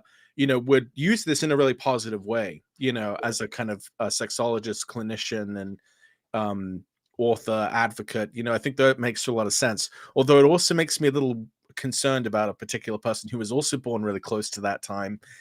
Going back to the original theme of politicians, Mike Huckabee was born very close to that date, and I kind of wonder if maybe Mike, he likes a little spanking or something. I mean, He's got like nipple rings or something. right. I mean, no, that is interesting. Yeah, I've got him here. I'll put him up. We don't have a time chart, of course, but No, I do have him in the database. yeah. So he has that exact same signature. Yeah, there he is. There he is. Yeah, Venus, Mars conjunct Pluto in Leo. I just I gotta wonder, like, say, I'm no political fan of Huckabee, but I really would be shocked if he was caught in a sex scandal. You know what I mean? Like, he was a and pastor though. no, I get that, Before he but was that doesn't get him off the hook. I just like, for whatever reason, even though I don't care for his politics at all, Mhm. and for him, um, I guess and I'm pretty jaded. You know what I mean? Like when it comes to Wiener and Spitzer, and certainly Clinton, and I'm not like, I'm not scandalized. Like, yes, of course it's I'm appalled by the behavior, but I'm also kind of like, oh, of course that kind of thing is going on at that level. But for whatever reason, I believe Mike Huckabee believes his own BS, if you know what I mean. So I would be shocked if it turned out that he's, also got some of these types of skeletons in his closet. That being said, well spotted, my friend. That certainly does suggest some if things. we hear something about Mike Huckabee, over this Yeah. next Mars Venus conjunction, you heard it here first. But I mean, but here's the thing, people should be allowed to have the spiciness in their own lives. I'm not like, arguing against. I'm not here like want to be No, some we're not. rude. We're not. You Yeah, know, we're not here to be prudes or Puritans, but yeah, there are some ethical concerns that can easily be jettisoned in the throes of pursuing one personal passion. right. That's the And I sort of think where we draw the line. that's why I think it's so important that, like, someone like Gloria Brame has this Yeah. kind of combination in their chart. Mm. That there is, that there is a positive way to have, like, just because you might have a conjunction like this in your chart doesn't necessarily mean you'll do these things, but it could mean that your work interfaces with those things. I would imagine, if for anyone who is, if you're, I don't know, part of like a battered women's shelter or something, or helping women who are victims of domestic violence, or if your work sort of concerns sexual assault victims in any case, like I would think that it would sort of make a lot of sense then if you had sort of some kind of Venus Mars signature in your chart where you're engaging or interfacing with this topic in some way, even if it's not as a perpetrator or victim. Sure. So do you have any other more positive examples or just interesting examples? Oof, I mean, of this type. Well, let me do a search here, and maybe I'll just share the search with people. Give me a minute to I look. can look through my list as well to see who else kind of pops out here. Oh, yeah. Another one we should probably be keeping an eye on with Mars conjunct Venus is Kanye West as a Mars. Oh no! Oh And boy! I remember when I first Yeah, saw yeah. You're right. You're right. when I first saw that, I thought, oh, when it was like right before he was about to turn 32 that I noticed that, and I was like, oh, I wonder what he's going to do when he turns 32. And right around the time that he turned 32, he like got in this fight with his photographer and like broke the camera, and I don't know that it really stands out as like a lifelong important event for him. I wouldn't necessarily select that as kind of the most important thing, but I thought it was interesting nonetheless that right around the time that he turned 32, where we would have had this Venus Mars recurrence in his chart, that the story, the headlines at that time, that he was engaged in this altercation with a photographer. Oh, someone just commented, Shannon, she says, I have Venus Mars conjunct square Pluto, and I work with survivors of sexual violence. Okay. That's great. Thank you for Yeah, sharing. thank you for sharing that, Yeah. and thank you for your work. Yeah. And thank God that can turn out in more positive ways, right? There are Yeah. Yeah. constructive No, ways this I hear you. I mean, direction to work. yeah. Yeah, it's not in the same way, like, career criminals and detectives, their horoscopes often look the same. So, You get. okay. Yeah. I have a funny Kanye West Mars Venus story. Do you want to bring up the chart of Amber Rose? He was previously with this well, I guess you'd call her well, she's a model, she's a dancer, she might Okay. have been, she might be I an don't actress. I don't have her. If you don't have her, I can give you her data. It's in Astro Databank. It's a Oh, is it? timed chart. I wish we had a timed chart, obviously, for Kanye, but we don't. So Amber Rose, she Yeah, was I've got her born here. October 21st, 1983 at 5:30 p.m. in Philadelphia, Pennsylvania. And Kanye West was with Amber Rose for quite a while, and it's quite interesting if you compare their synastry. You'll notice they have something quite interesting in common with each other.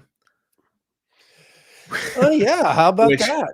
yeah, which is that she was born with Venus conjunct Mars as well.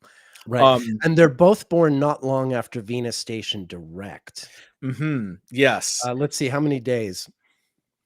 Kanye was born 42 days after Venus went direct, and Amber was born 36 days after Venus went direct. So that's another sort of interesting facet to that, I think. Right. And what I think is interesting for Amber Rose as well is she organized this kind of annual event called like the Slut Walk, as a way of sort of reclaiming this Okay. phrase and sort of showing up for for women's rights in various capacities. And so I think that's I think that's kind of where the Venus Mars square her Jupiter Uranus comes into Mhm. play, and that Yep. it's she's bringing attention to, these kinds of issues and framing it in this way, calling it the slut walk. That I think is quite interesting. But the reason why this is funny and is the way it relates to Kanye is that she has, as they've had arguments with each other, in public on Twitter, she basically alleged that Kanye West enjoys butt play, and nothing Okay. against that. That's fine. Well, But yeah. she did this in a very, obviously with the intent to embarrass him. Um, Right. Right. and so it's just very interesting that, Funny, her yeah, Saturn's on his Uranus. This is always, it's not like it's a very different meeting of opposites than Venus Mars. Venus and Mars, yeah, in the conjunction it's awkward, but Venus Mars do have the potential to sort of harmonize or complement each other, balance each other out. Saturn and Uranus are just always contentious, no matter what, And right. he's born with the square, and she's got the Saturn right on him, and of course her Yeah. Uranus is a whole other kettle of fish. So that's also interesting. Yeah. Just the overall dynamic between them, I think, is really something. And I think you'll also find it interesting if you compare Kanye West's chart to Kim Kardashian, because you'll see a similar theme emerge. Okay, her, I believe I do have. There she is. So Amber Rose has Venus in Virgo, conjunct Mars, and Kim Kardashian has Venus in Virgo, Conjunct square Mars. Jupiter, right? Square Or Mars. Okay. yes, well, by sign. Very, very. Um, Geez, Kim and Amber should maybe consider hooking up. Their Right. synastry is pretty good, Right. in fact, wait, do they have the same birthday? They're like Yeah. 2 Yeah. years This is apart to the. Yeah, look at that. this is actually something that people have tried to put together as a way of rectifying his chart, is that he keeps going for women who have the sun in late Libra. Stephanie tells us that Amber Rose married Wiz Khalifa, and they have a child, and Wiz has a Venus Sun Mars conjunction. Oh, So she found another Venus Mars type of person well to be done. with. And also, Astro Brain Farts gives us this additional context that Amber Rose was kind of a muse of Kanye's, just like Kim and now Bianca. And I haven't looked at Bianca Sensori's chart. That's his current wife. But we can see if there's at least a birth date. She was born January 5th, 1995. I don't think What's that's her going to name? be a Venus. Bianca Sensori. How do you spell that? Censori. And she was born January 5th, 1995. So she's at a Saturn return. Right. What time is she born? We don't know, but she was born in Melbourne, Australia. Okay. She was born about a week and a half before I read my first astrology book. So I know this chart well. She's coming out of she's also like Kanye and Amber. She's coming out of a Venus retrograde. This is interesting. She's coming, she's 42 days after Venus goes direct. So it's funny. That's Bianca, Amber, and Kanye, all born, 30, 40 days after Venus goes direct. And of course, this is, Venus with Pluto, Mars going retrograde. I mean, this is the Mars retrograde of my introduction to astrology. The fact that it went from Virgo back to Leo. Pluto's just about to go into Sagittarius, and Uranus is just about to go into Aquarius in like March of 95. So yeah, fantastic stuff. That's really interesting. Really, there's a lot of really interesting stuff with Kanye West and Venus retrogrades. Yeah, there is generally. The Venus retrograde has been really huge for him. But one of the things that's been kind of interesting seeing sort of play out is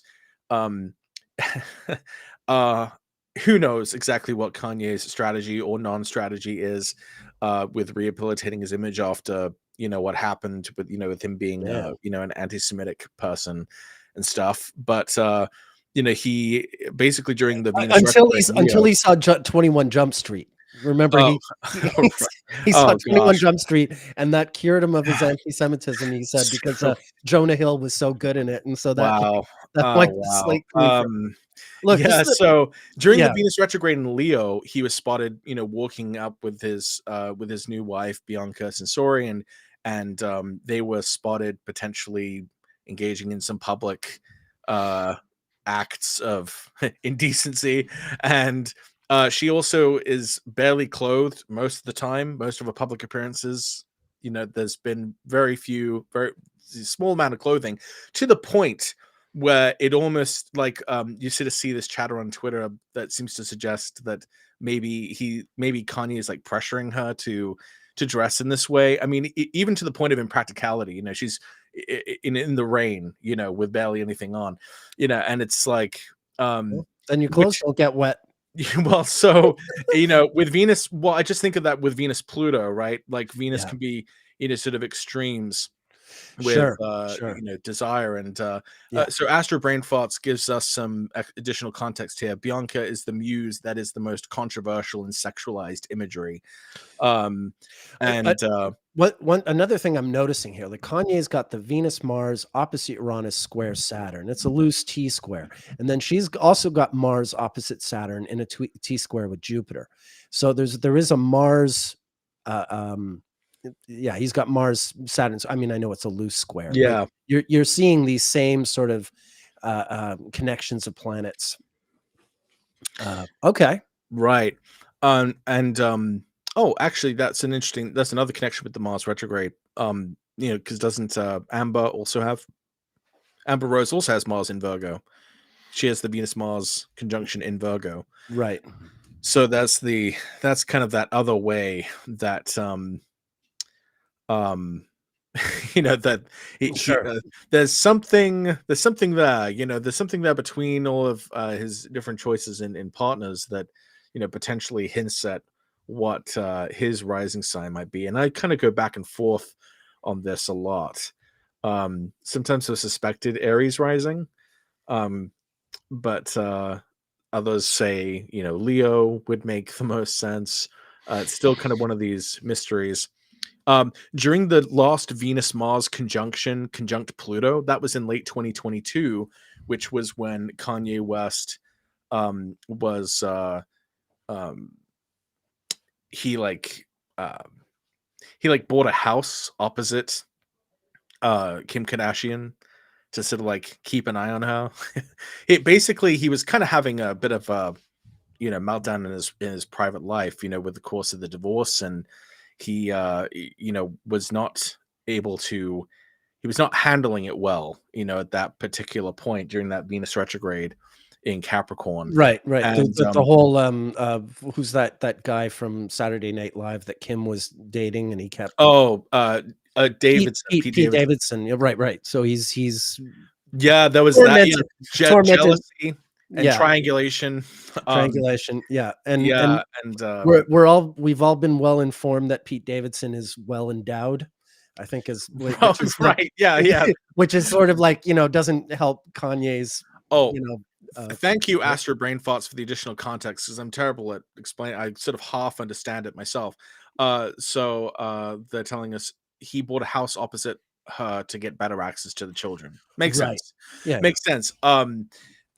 There was a lot of other things that were occurring that time, though, that basically he was not well. He was not handling this very well, and it was legitimately upsetting. But I think Pete Davidson like kind of rubbing it in a bit. I think that really um yeah.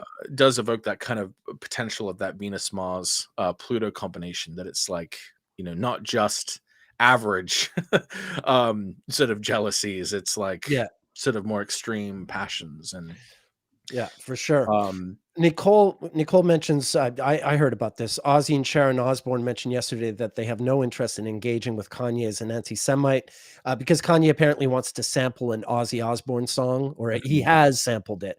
But Ozzy and Sharon don't give permission. I just have to say, if you cause moral outrage in Ozzy and Sharon now Osbourne, you really have crossed some lines. Yeah, They're not good on them. And I don't even like Sharon Osbourne. I She know thinks why. I'm Yeah. fucking mad, right? Yeah, Like literally, exactly. my Yeah. beef with Sharon Osbourne is personal. It's But personal. yeah. Does our audience know? But I was No, I witness don't to want to this. tell the story again. But basically, March 17th, 2009, yeah, Hammerstein basically, Ballroom in New York City. yeah, I was on America's Got Talent. We didn't end up getting on the show, but basically the judges sort of hated our act and kind of made fun of us in really, really strange and It bewildering ways. we have to just tell it I quickly. I'm not I'm not I don't want to. I was sitting in the audience. I'm sitting in the audience right behind David Hasselhoff, Piers Morgan, and Sharon Osbourne, all of whom are saying terrible things about my friend, and I want to smack them both, smack them all across the head. Hasselhoff had only just been exposed, drunk in Oh a my God. viral video, and he had the nerve to suggest that Patrick and his friends were on drugs. I'm like, dude. Anyway. I even said to him, I was like, "Oh, that's pretty rich coming from you, Mr. Cheeseburger." I was surprised it didn't get on TV, but yeah, that's what I said back to him, and he just looked like completely just dumbfounded when I Right. came Like back at him with the cheeseburger line. Yeah, well I done, thought sir. for sure that'll like get on TV, but no, I'm glad I right. didn't get on TV. No, you didn't get on TV, but a couple of months later, a friend of mine in Montreal says, Nick, did you go to a taping of America's Got Talent? And I'm like, yeah. And he's like, I thought I saw you on TV. So I got to be on TV, even though Patrick didn't. I was just in the audience. So Sharon Osbourne said she didn't even know what the song was. It was a cover of the White song Room. Yeah, White Room by Cream. And I'm like, how do you not know? Yeah, Cream is a major influence on Black Sabbath. Like Black Sabbath exists because they were trying to be something like Cream. So give me a break. There's no internet archives of that those tapes exist, with like NBC or whoever will have. Yeah, those, that's but no, it's not worth reading, trying to find. They were a great group, Anyway. and the thing is, Sharon said that Patrick's group were barking mad, and that wound up being the title of their CD. Yeah. Oh, and Piers Morgan called us Scientologists, which was so random. Yeah, I didn't understand. I didn't even know how to react. I was just like, I was not prepared for this, But I'm glad I at least got to fire back at Hasselhoff with the cheeseburger line. Screw that guy. Yeah. Screw all of them. Anyway, but I do applaud Osbourne and yeah, sure, and sure, but that's my point, is they're not such such great human beings themselves. So that's the thing. If you've crossed the line with them, you must be really bad. You must be really, really bad. I'm a huge Black Sabbath fan, but that's mostly for the other three guys in the band and less for Ozzy himself. All right. Fantastic. Who else do we have? Sorry, I'm sorry that No. if you didn't want me to talk about no, story, it's okay. but it's just it's too good. But, I know some of our audience has probably heard it before. Sure. So Venus Mars conjunctions in Aquarius. I think what's something that people should remember about this upcoming Venus Mars conjunction Aquarius is how comparatively rare it is. Yes. Let's get into this for sure. The last times that we had Venus Mars conjunctions in Aquarius were a really long time ago. Yeah, here I'll show the grid here. I've got it ready.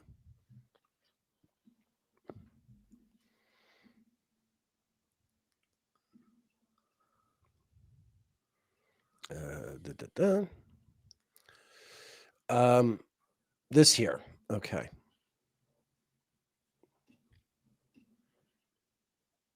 Just make this bigger so we can all see it and it's not distracting for people. Okay, so this is a chronological list of every Venus-Mars conjunction from the 1600s to about 30 years from now, 25 years from now, whatever. And this is just a chronological of every single Venus-Mars conjunction. But if we look at them by sign, okay, you can see like Aries goes to here, Taurus goes down to here. There's quite a lot of all of them. But then when we get to Aquarius, keep in mind, is the sign that Mars spends the least amount of time in. And you can see just by eyeballing it that the number of Venus-Mars conjunctions in Aquarius relative to the other signs, certainly relative to Leo or Virgo, happen much less frequently. Since, in 450 years, we have 2, 4, 6, 8, 10, 12, 14, 16, 18, 20, 22, 23 Venus-Mars conjunctions in 450 years in Aquarius. So not a common occurrence. And then if you look at when they've happened, you can see that, I think the last one of the, they would pop up, here and there, but they just don't happen very frequently. We had one back in March of 2022. And there's that 32-year interval that happens with them. So like this one in 1902, with Venus retrograde conjunct Mars, was followed 32 years later in 1934 with Venus conjunct Mars and Venus retrograde, and then 32 years later in 1966, and then 32 years later at the end of 1997. And so we know it'll happen again in the year 2030. Yeah, 2030, or at the end of 2029. Right. The end of 2029 will be another Venus-Mars conjunction with Venus on its way to go retrograde. You can see the one in 97 was Venus just before it went retrograde, whereas all the ones that preceded it, Venus was retrograde. Right. Now, the conjunction we're having now this year is, where is it? Where's my 2024? Right. It's like 2 below the one you've There we are. Yeah. There we are. Okay, so this one in 2024, the one prior to this was in 1992, which is here. That's 32 years earlier. And then before that, we would have one in 1960, but that would have been in Capricorn. You can see the one in 92 that we're in now began a new cycle. It's at 1 degree of Aquarius. It always, goes like a little bit further. So in 92, it was at 1 Aquarius. Now in 2024, there it is. It's 6 degrees. 32 years later, I didn't count for, but you can see that the Capricorn one will be in 1960. There's one in 62 as well, but there should be one in 1960. But I'm just not seeing it. It's hard. I know it's a bit frustrating to look at it this way. Oh, there we are, 1960. There's the one that precedes the 1992. Mm-hmm. So this is the one 64 years ago. It was at 25 Capricorn, and now it's moved ahead to 6 Aquarius. And that's how that 32-year cycle plays out. Yeah, that's really fascinating. Just knowing how kind of we're kind of going into these slightly more uncommon Venus Mars alignments.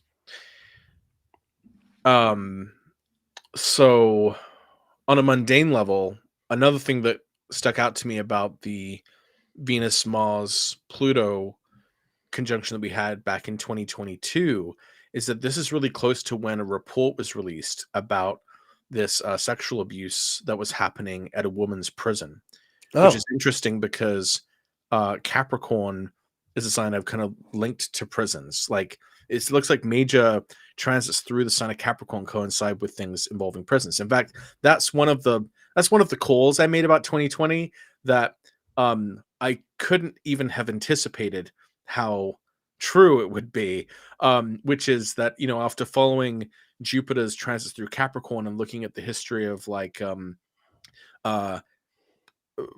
petitions and protest against the death penalty and the development of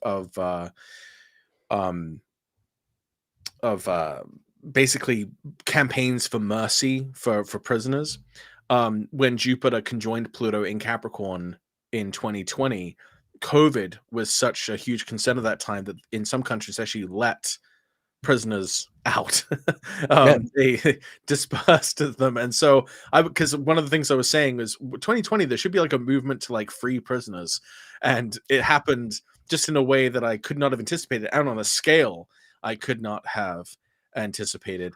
Right. At the So same time, I was in South Africa for COVID, and we went into lockdown much earlier than the West did, even though it was barely hitting us yet. There had been some tourists who'd gone to England over the Christmas holiday and had brought it back to South Africa, but it still seemed kind of manageable. But we went into lockdown, military in the streets, and they were rounding up homeless people. And I assure you, there are many of them in South Africa, and herding them into camps. Sound familiar? Like right, literally concentration camps. yeah, Not the Nazi kind with the ovens, but just if you know your South African history, not the first time they've had right, concentration camps. During the Anglo-Boer War, the British herded people they thought were sympathetic to the Boer rebels, herded them into concentration camps, and women and children died. Just horrible catastrophe. right. One of the earliest uses of the concentration camp after So Spain had Saturn, used them in yeah. Cuba. So there was this, yeah, like that's the flip side to the story you're telling me. Like prisoners were So being, and this was so COVID. Like yeah, COVID was so like such a lottery in many ways, not just for right. people, like some people Who being got the free. Saturn experience? Who got the Jupiter experience? Like It was there were real so, winners yeah. and losers. I mean, for some people, and you and I both, because of our jobs, reading people's horoscopes, we're sort of unofficial canvassers of COVID experiences. I'm sure you've heard quite a few of them yourself. Yeah, Um, and there really are, there's two kinds of people in the world. There are people for whom 2020 is already the good old days. Life will never be as good as it was then. Guaranteed there will be a nostalgia movement for 2020 within a decade or two. There will be a big, like, 2020, that for some people, life will never be as good as it was that year again. And then, of course, there were the other people who, I've had these kinds of people in consultations too. Their mother's dying in a hospital, but they can't go see them lives and say just goodbye. And yeah, and it's they're, or their incredible tragedy. businesses that they grew for decades suddenly, washed away. Totally depended on what you did for a living. If you worked in some capacity where you had to be with people that you couldn't work online, you were just screwed. Whereas some people, yeah, it changed their life for the better. So such a lottery. And so that it's interesting to me when you're talking about these prisoners being freed. I'm thinking, well, there I was on the other side of the planet, and I was kind Well, of like, yeah. oh shit. And So it, things. Saturn was part of that conjunction as well. And Exactly. and the main thing I kept saying is I kept saying people are going to be imprisoned or there's not going to be movement because Right. everyone's like restricted. I couldn't find the word quarantine because I wasn't thinking about it in that way, but I'm like, based on everything I'm saying, like it's weird. I said there'll be like a simultaneous movement to free prisoners, but also everyone's imprisoned as well. And I couldn't figure it out. I just couldn't think in terms of what situations would produce Yeah. that kind of output. Now I would probably put that into GPT and be like, what plausible scenarios you would fit There you these go. Yeah. dynamics, Yeah. because I didn't have enough imagination, I guess. I sort of That knew I did that write diseases, but I didn't focus on it. Yeah, that can be the sort of the fatal, uh, uh, weakness for astrologers, is just like you have the sort of the abstract notion of the idea, but you just don't word it properly. The right word doesn't come to you, and you Right. just miss Uh, it. so the reason why I think this is important is so major transits through Saturn and Jupiter in Capricorn have these significant developments with like prisons. Um, and there was like a Mars retrograde that dipped briefly into Capricorn at the same time that there was this um strike, like a prisoner strike Oh, in the that summer of happened. 2018, Yeah, when Mars summer went back 2018, into right? Capricorn. And so when Mars was conjunct Venus retrograde in Capricorn in early 2022, that's when all of these stories about sexual abuse were happening. In fact, it was even called, like unofficially, they called it the rape club, the prison. Mm. And like over But 40 people will have been charged Well, with that's what was happening in these sexual abuse concentration camps in Cape Town. Is there were like rampant sexual assaults because they took all these people and just put them in an enclosed area, with minimal supplies, and yeah, it was like it was also a rape club. It wasn't called that, but that's what it became. It's pretty terrible. Let me find the exact name of. Oh, it's the FCI Dublin scandal, Dublin, California. I didn't know there was a Dublin, California. Yeah, the Federal Correctional Institution in Dublin.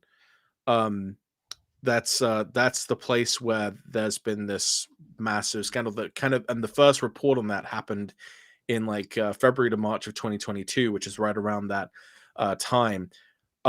So I just think it's interesting how sometimes literally the domicile ruler of the sign can kind of tell you what areas of society a given transit might impact the most. And so it's just seen that in different ways. There was a Venus retrograde in Aries that highlighted sexual abuse in the military.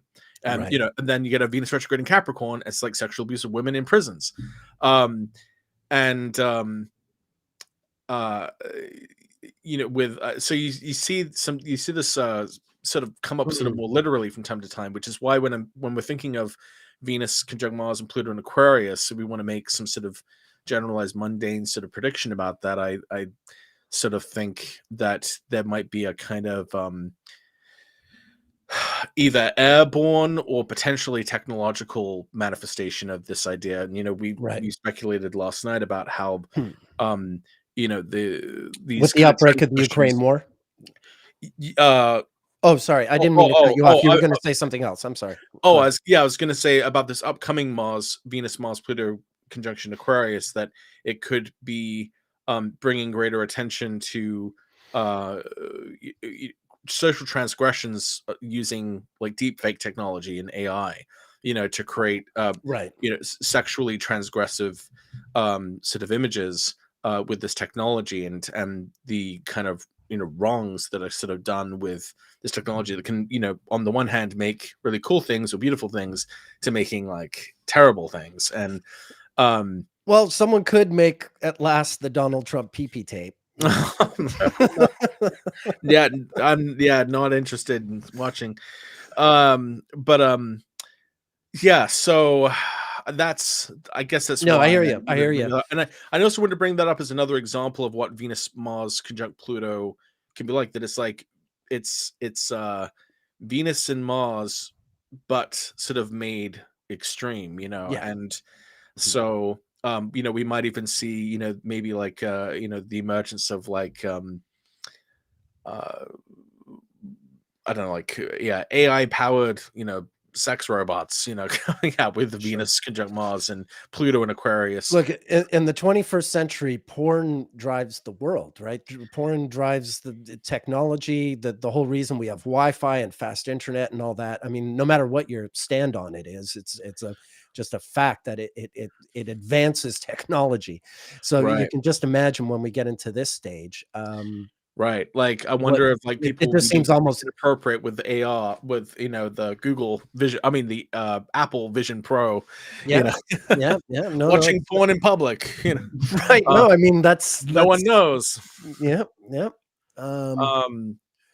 Unless someone does something to betray it. Right. Yeah, Vandana points out Kelly Surtees predicted no hugging in 2020. Yeah, no, that was great. Slam dunk. Yeah. Well done, Kelly. Actually, so I use a D Fear God actually has a really good observation or question. February through March 2022, there were 2 Venus Mars conjunctions in a couple of weeks. That was only possible because of Venus's speed, where very briefly Mars was actually faster than Venus. So how rare is that, Nick? Well, I actually showed you not that rare, because that one in 2022, that Venus retrograde with Mars, 32 years earlier, it was the Venus retrograde conjunct Mars of 19. Wait, what was I doing there? Let me show it visually. I don't. Okay. So saying it does happen from time to time. Yeah, well, because, going back to where we started with this, hold on. Going back to where we started with this, there is a 32-year cycle to the Venus Mars thing. So this was the one conjunction.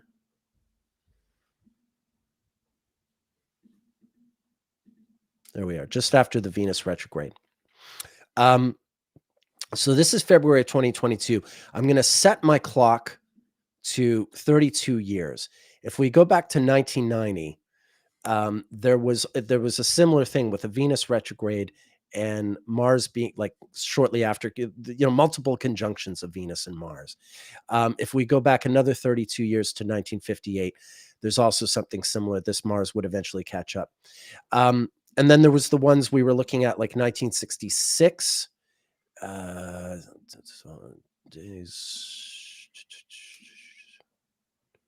Sorry. Yeah, you see like Mars catching up to Venus there because Venus is slowing down to a retrograde. So 1966, 32 years. 32 years later, it's 1998. Venus and Mars will do the same thing. 2030, we were talking about how that's going to happen again.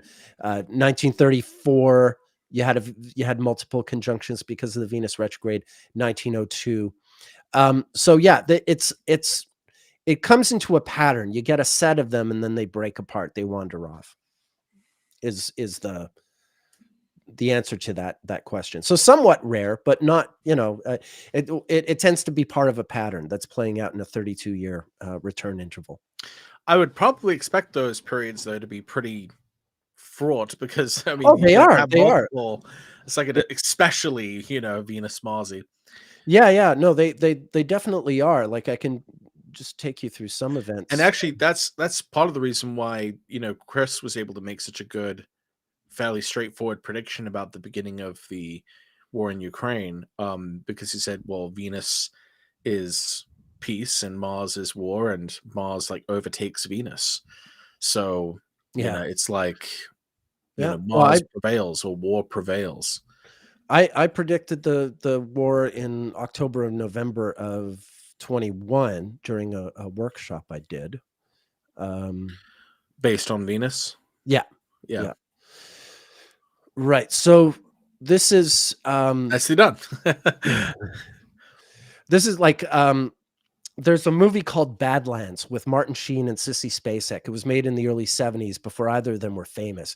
And it's based on this famous murder where this sort of this guy, Charles Starkweather, kidnapped or seduced a young girl named Carol Fugate, who was born with a red 5 Venus retrograde. And during this red 4 Venus retrograde, as the Mars was going to catch up to the Venus, they began this crime spree. First, he murdered, I think, her dad, and then they went on a spree and murdered a bunch of people, and then were eventually arrested. A little bit later. I guess the Mars hadn't caught up to the Venus here. But it's the Venus retrograde with Uranus. But these kinds of things pop up during this Venus retrograde, these sort of, scandals of that nature. Oh, I'm sorry. I wasn't sharing my screen when I showed that. I figured it would come. I figured it would come. Okay. I thought it was on the way. That was an old 2023 mistake that I made. Okay. Sorry. Let me show this to you again. Let me show it to you properly.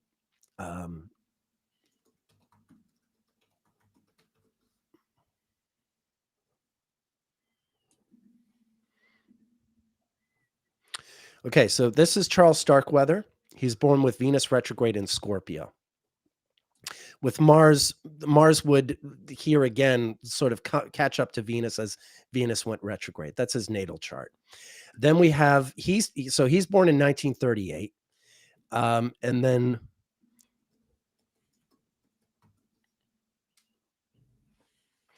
Caroline Fugate, who's born in July of 1943. So she's like 5 years younger than him. And she's born, whoops, get out of there.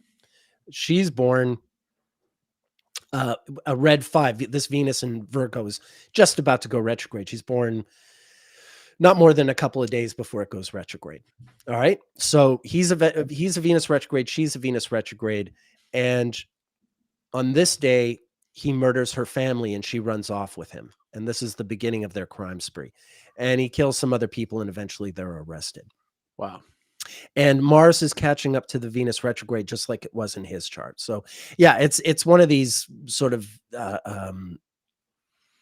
contained stories where just the Venus retrograde and the proximity to Mars is ever present. Right. I'm just looking through my list here.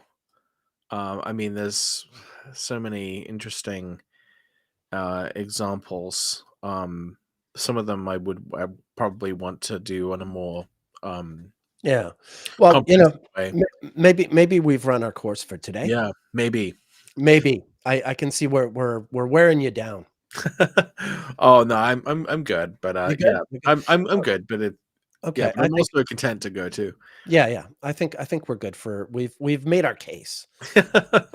We've made our case. Yeah, we could keep going and going and going, but we've made our case. So, folks, I hope you've enjoyed this. Again, February 22nd is when Venus and Mars come to their conjunction after they've both made conjunctions to Pluto. Yeah, is it going to be more shenanigans involving nuclear power plants in the Ukraine war? Is it going to involve, like Patrick suggests, some kind of perverse AI pornographic technology that launches onto the market? Who knows? Astro Brain Farts is asking final conclusions. Keep it in your pants, folks. Venus, Mars conjunctions, all these times of where there can be errors, where social transgressions can occur, and where or be exposed, where the power of impulse and passion can be can really spike, as you say. Yeah. And so it's not a conjunction, it's a collision. Yeah, so I'd say that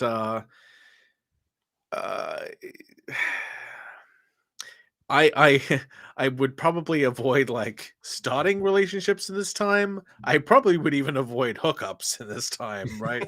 Like even that would seem to be kind of potentially more fraught with asking for trouble with Pluto there. And so I think I guess just be mindful of how you may be influenced by desire and passion, and to try to make the best choices, even if everything's already faded. Still try to make the best choices you can to use that in some sort of productive way, and to not hurt others and to be kind to others.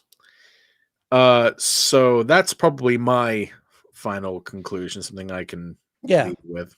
Yeah, I would concur. It comes down to impulse control or lack thereof. And so, just stay on the straight and narrow, mind your P's and Q's, ladies and gentlemen. So on and so forth. All right. Shall we talk about next week and what we're doing? Shall we urge people to join our Patreon and all that stuff that we got? Yeah, sure. Some business. So we do these public live streams every week, but we also do a private live stream on the second Saturday of each month, which you can get access to if you join our Lunar tier. The second and fourth Saturdays of the month. Well, the fourth Saturday of the month is our watch party, which is where we watch a movie together on Amazon Prime, and then we meet up on Zoom with everyone, and we talk about the astrology of the movie, and it's kind of supposed to be fun. And you can get access to that if you join our cosmic tier on our Patreon. So if you want to see more of us at other parts of the month, if you want to hang out with us and have like a movie night, if you don't have anything to do on your fourth Saturday, or if you just want to help us produce these regular weekly shows, if you want to help us produce these weekly regular shows, you can also just join our solar tier, Or the Cosmos tier. Well, the Cosmic tier, yeah. But I mean, just letting you know what the benefits are if you go up to Sure. the Cosmic tier, that you get to join us and on a movie night, and you get to vote on what we talk about, and you get to vote on what movie we watch, and so that's kind of the benefit of joining our patrons, that you get sort of access to those other events that we do, and those are really fun so far. Yeah, we had the movie night. We started off with, we did A Fish Called Wanda, and it turned out so well. It was kind of, I mean, the patrons voted for the movie. We offered a list of 5, and they chose that one. And as it happened, we had time charts for the 4 main actors of the movie, and I also had Michael Palin's diary, which detailed some really interesting notes about the shooting of that film, and we even knew when, like, the dates of certain scenes were shot and what have you. So it wound up being quite the astrology lesson for us. Like, we really got to do a deep dive and explore the charts of the 4 actors and what they were going through when they filmed the movie, and the chemistry between everyone and all that stuff. So it really, it turned out so much better than I could have even hoped for. Yeah. And we have, and that's the kind of thing that we're doing. So it's always astrology, even when whether we're being serious here in the public live stream, or we're sort of letting our hair down and being a little more casual in the private streams. It's always, the astrology is always serious. It's always there. Worth signing up for. If you can afford to spare a little change every month, then that helps us do what we're doing. Oppenheimer movie should be interesting. There's so many. Beautiful Mind. Actually, I think that is on the list. Yeah, we've got a list that we're putting out. We'll eventually get to all those. So considerable list. Yeah, so there's that. So just go on Patreon and search for the Astrology Livestream, and you'll find us. As always, please subscribe to our YouTube. And next Sunday we're doing the life of Aretha Franklin. Can't wait. So that should be really, really good. Yeah, that's gonna be something else. So far this year, we've done the biographies of Napoleon, Britney Spears, and Malcolm X, the Holy Trinity. But here's the thing: Napoleon died at 51. Britney is still alive, but she's only 41 years old. 42. And Malcolm died at 39. In other words, even Napoleon died younger than I am now. But Aretha lived to be much older. So we've got a much larger canvas to work with. And we're really going to do our darndest to cover as much of Aretha's life as possible, not just the sort of the pop highlights and all that, although we'll certainly do that, but it'll be all the ups and downs. If we can, like I said, she comes from a really interesting family. Again, it's sort of like with Napoleon or Vincent van Gogh, where on the one hand, you have the story of this really interesting, talented individual, but at the same time, you get a sense of, like, the people around them and how the astrology infiltrates the whole sort of collective family relationship and all those other relationships that impact that person's life. So Aretha is going to be fun. We're really, really stoked. I think it's, because she lived longer, it's going to be the most challenging of these biographies that we've tackled so far. But all the more reason to do it. So please join us next Sunday for our astrological deep dive into the life of Aretha Franklin. And that's it from us. Who are you, Patrick? I'm Patrick Watson. I'm an astrologer, and you can find everything about me and my work and my services at patrickwatsonastrology.com, and you can find me at pwatsonastro at most social media websites. And I'm Nick Dagenbest on all websites and social media. My website is nickdagenbestastrologer.com. And like Patrick, I'm available for consultations, electionals, rectifications, locational astrology, so on and so forth. He's the man for I'm blanking out. I'm tired. I'm the man for stuff. He's the man for stuff. He's the man. I'm the man. We're both good at what we do. We both love doing what we do. And so if you're looking for astrologer, decide on which one of us is least annoying to you and go with that guy. And it should break about even, I imagine, with that strategy. Surely, right? Surely. Yeah. All right. So with all that said and done, thank you everyone for attending. This has been a really fun session. Thank you, Patrick. Oh, thanks. As Thanks, you too. always, I mean, the whole reason I do this live stream is that I get to spend time with you every week and talking astrology. So it's super fun. it always is a payoff. So thank you so much. Oh, you're Thank welcome. everyone. Have a great week. We hope to see you. We're going to put out the vote for movie night when. I guess we don't have to do it right away. We have 2 weeks before it happens. Yeah, it'll appear probably either this week or like by the 19th, in the days Sure. leading up to the movie night, because movie night will be on February 24th. That's right. So yeah, if you want to participate in movie night, sign up now, and then you have a hand in choosing. We're going to offer a choice of 5 movies, and patrons will vote for which of the 5 we watch. And yeah, we're going to take it from there. So I hope you sign up for that. Join us next Sunday for Aretha, and have yourselves all a fantastic week. Love you. Happy astrologizing. Ciao.